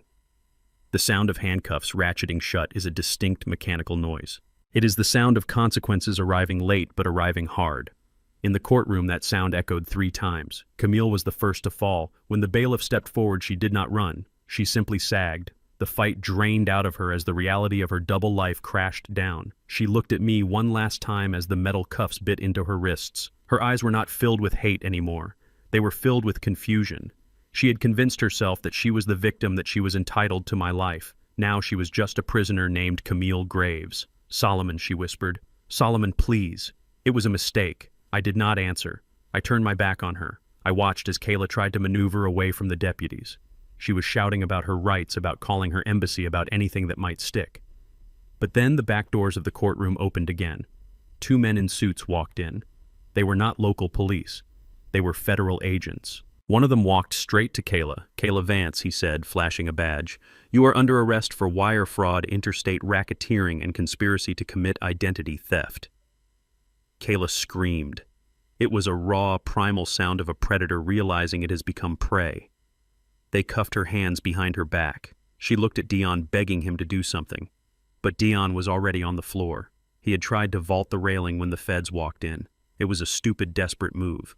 2 deputies were on top of him in seconds. They hauled him up by his armpits. His nose was bleeding. His expensive thrift store suit was torn. He looked at me, his eyes wide and white like a panicked horse. "Dad," he shouted. "Dad, tell them. Tell them it was a misunderstanding." I looked at the judge. Judge Holloway nodded at me, a silent acknowledgement that justice had been served. Then he banged the gavel one last time, dismissing the court. I watched them being dragged out the side door toward the holding cells. Camille was weeping. Kayla was shrieking. Dayan was begging. It was the end of the dynasty they thought they were building. They were not a family anymore. They were just 3 defendants in 3 separate cases facing decades in federal prison. Ray walked up to me. He clapped a hand on my shoulder. "It is done, Saul," he said. "It is done," I replied. 2 days later, I drove to the county jail. I did not want to go, but I needed closure. I needed to say the words that had been stuck in my throat since that phone call at 3 in the morning. I sat in the visitation booth. The glass was thick and scratched. On the other side, Dion sat in an orange jumpsuit. He looked small. He looked like the boy I had tried to raise, the boy who used to ask me to teach him how to throw a baseball before he learned that stealing was easier than working. He picked up the phone. His hand was shaking. "Dad," he said, his voice cracking. "Dad, you have to get me out. They are going to kill me in here. I am not built for this." I picked up the receiver. "I am not your dad, Dion," I said. "And I am not getting you out." "Please," he sobbed. "It was Kayla. It was Mom. They made me do it. I didn't want to hurt you, Solomon. I love you." I looked at him. I looked at the tears streaming down his face. I wondered if they were real or if this was just another performance. It didn't matter. "You had a choice, Dion," I said. "You always had a choice." I thought about the night of the phone call. At 3 in the morning when your mother called me, I said, "You could have stopped her. You could have said, 'No, Mom, we are not doing this.' You could have come to me the next day and told me the truth. You could have admitted you were in trouble. I leaned closer to the glass. I would have helped you, Dion. If you had come to me honestly and said I messed up, I need help, I would have written the check. I would have paid the debt. I would have helped you get clean. Because that is what fathers do. Dion lowered his head. He knew it was true. But you didn't do that, I continued. You chose the lie. You chose the theft. You chose to drug me. You chose to drive me out to the woods to dig a hole that you hoped would be my grave. I didn't mean it, he whispered. You meant every bit of it I said. You chose $10,000 over your conscience. You chose easy money over my life. And now you are paying the bill. I stood up. Solomon, wait, Dion shouted, slamming his hand against the glass. Don't leave me. Who is going to help me? I hung up the phone. I looked at him one last time. Call your father, I said. I turned and walked away. I did not look back. I walked out of the jail into the bright afternoon sun. The air smelled of exhaust and freedom. I took a cab to the impound lot. My attorney had pulled some strings and released the hold on my vehicle. When I saw it, my heart broke a little. The front end was smashed. The hood was crumpled, but the engine block was intact. The frame was straight. It was damaged, but it was not dead. I paid the tow truck driver to haul it to my old mechanic's shop. I would fix it. It would take time. It would take work. But I had plenty of time now. I went back to the house one last time. It was silent. The furniture was still there. The pictures were still on the walls. But it wasn't my home anymore. It was just a building where bad things had happened. I packed the rest of my clothes. I took the few photos that mattered to me. Photos of my first wife. Photos of my trucks. I walked out the front door and locked it. I put the key under the mat for the real estate agent. I was selling it as is. I didn't care about the profit. I just wanted it gone. I climbed into my old Ford pickup truck. It was rusted and the seats were torn, but it ran like a watch. I started the engine. It rumbled beneath me, a steady, comforting vibration. I drove out of the suburbs. I drove past the precinct. I drove past the bank. I hit the highway and headed west toward the coast. 10 miles out of town, I saw a shape on the side of the road. It was a dog, a scruffy mutt ribs showing fur matted with mud. It was limping. I pulled over. I got out of the truck. The dog looked at me. It didn't run. It didn't growl. It just watched me with tired, wary eyes. It looked like it had been kicked too many times. I reached into the back of the truck and grabbed a beef jerky stick I kept for snacks. I held it out. "Hey there, boy," I said softly. "You look like you have had a rough week." The dog hesitated, then limped forward. He took the food gently from my hand. He ate it in one bite, then looked up at me, his tail giving a tiny, tentative wag. I opened the passenger door. "You coming or not?" I asked. The dog jumped in. He curled up on the seat, putting his head on his paws. He let out a long sigh. I got back in. I put the truck in gear. I was 68 years old. I was single. I was alone. But as I looked at the road stretching out in front of me, I realized I wasn't empty. I was light. The weight of the lies, the weight of the leeches, the weight of the fear was gone. I turned up the radio. I patted the dog's head. "Let's go home," I said. And I drove into the sunset, leaving the rearview mirror blank. Through this fire, I learned that the most dangerous enemies often sleep under your own roof. For years, I mistook my role as a provider for a husband and father, but to them, I was just prey. Real family isn't built on blood or marriage certificates. It is forged in the fires of loyalty and mutual respect. I learned that peace is expensive, but freedom is priceless. It is never too late to draw a line in the sand, to demand the dignity you deserve, and to drive away from the wreckage of a life that no longer serves you. Do you think I was too harsh, or did they get exactly what they deserved? Let me know your thoughts in the comments, and don't forget to like and subscribe for more stories of justice served.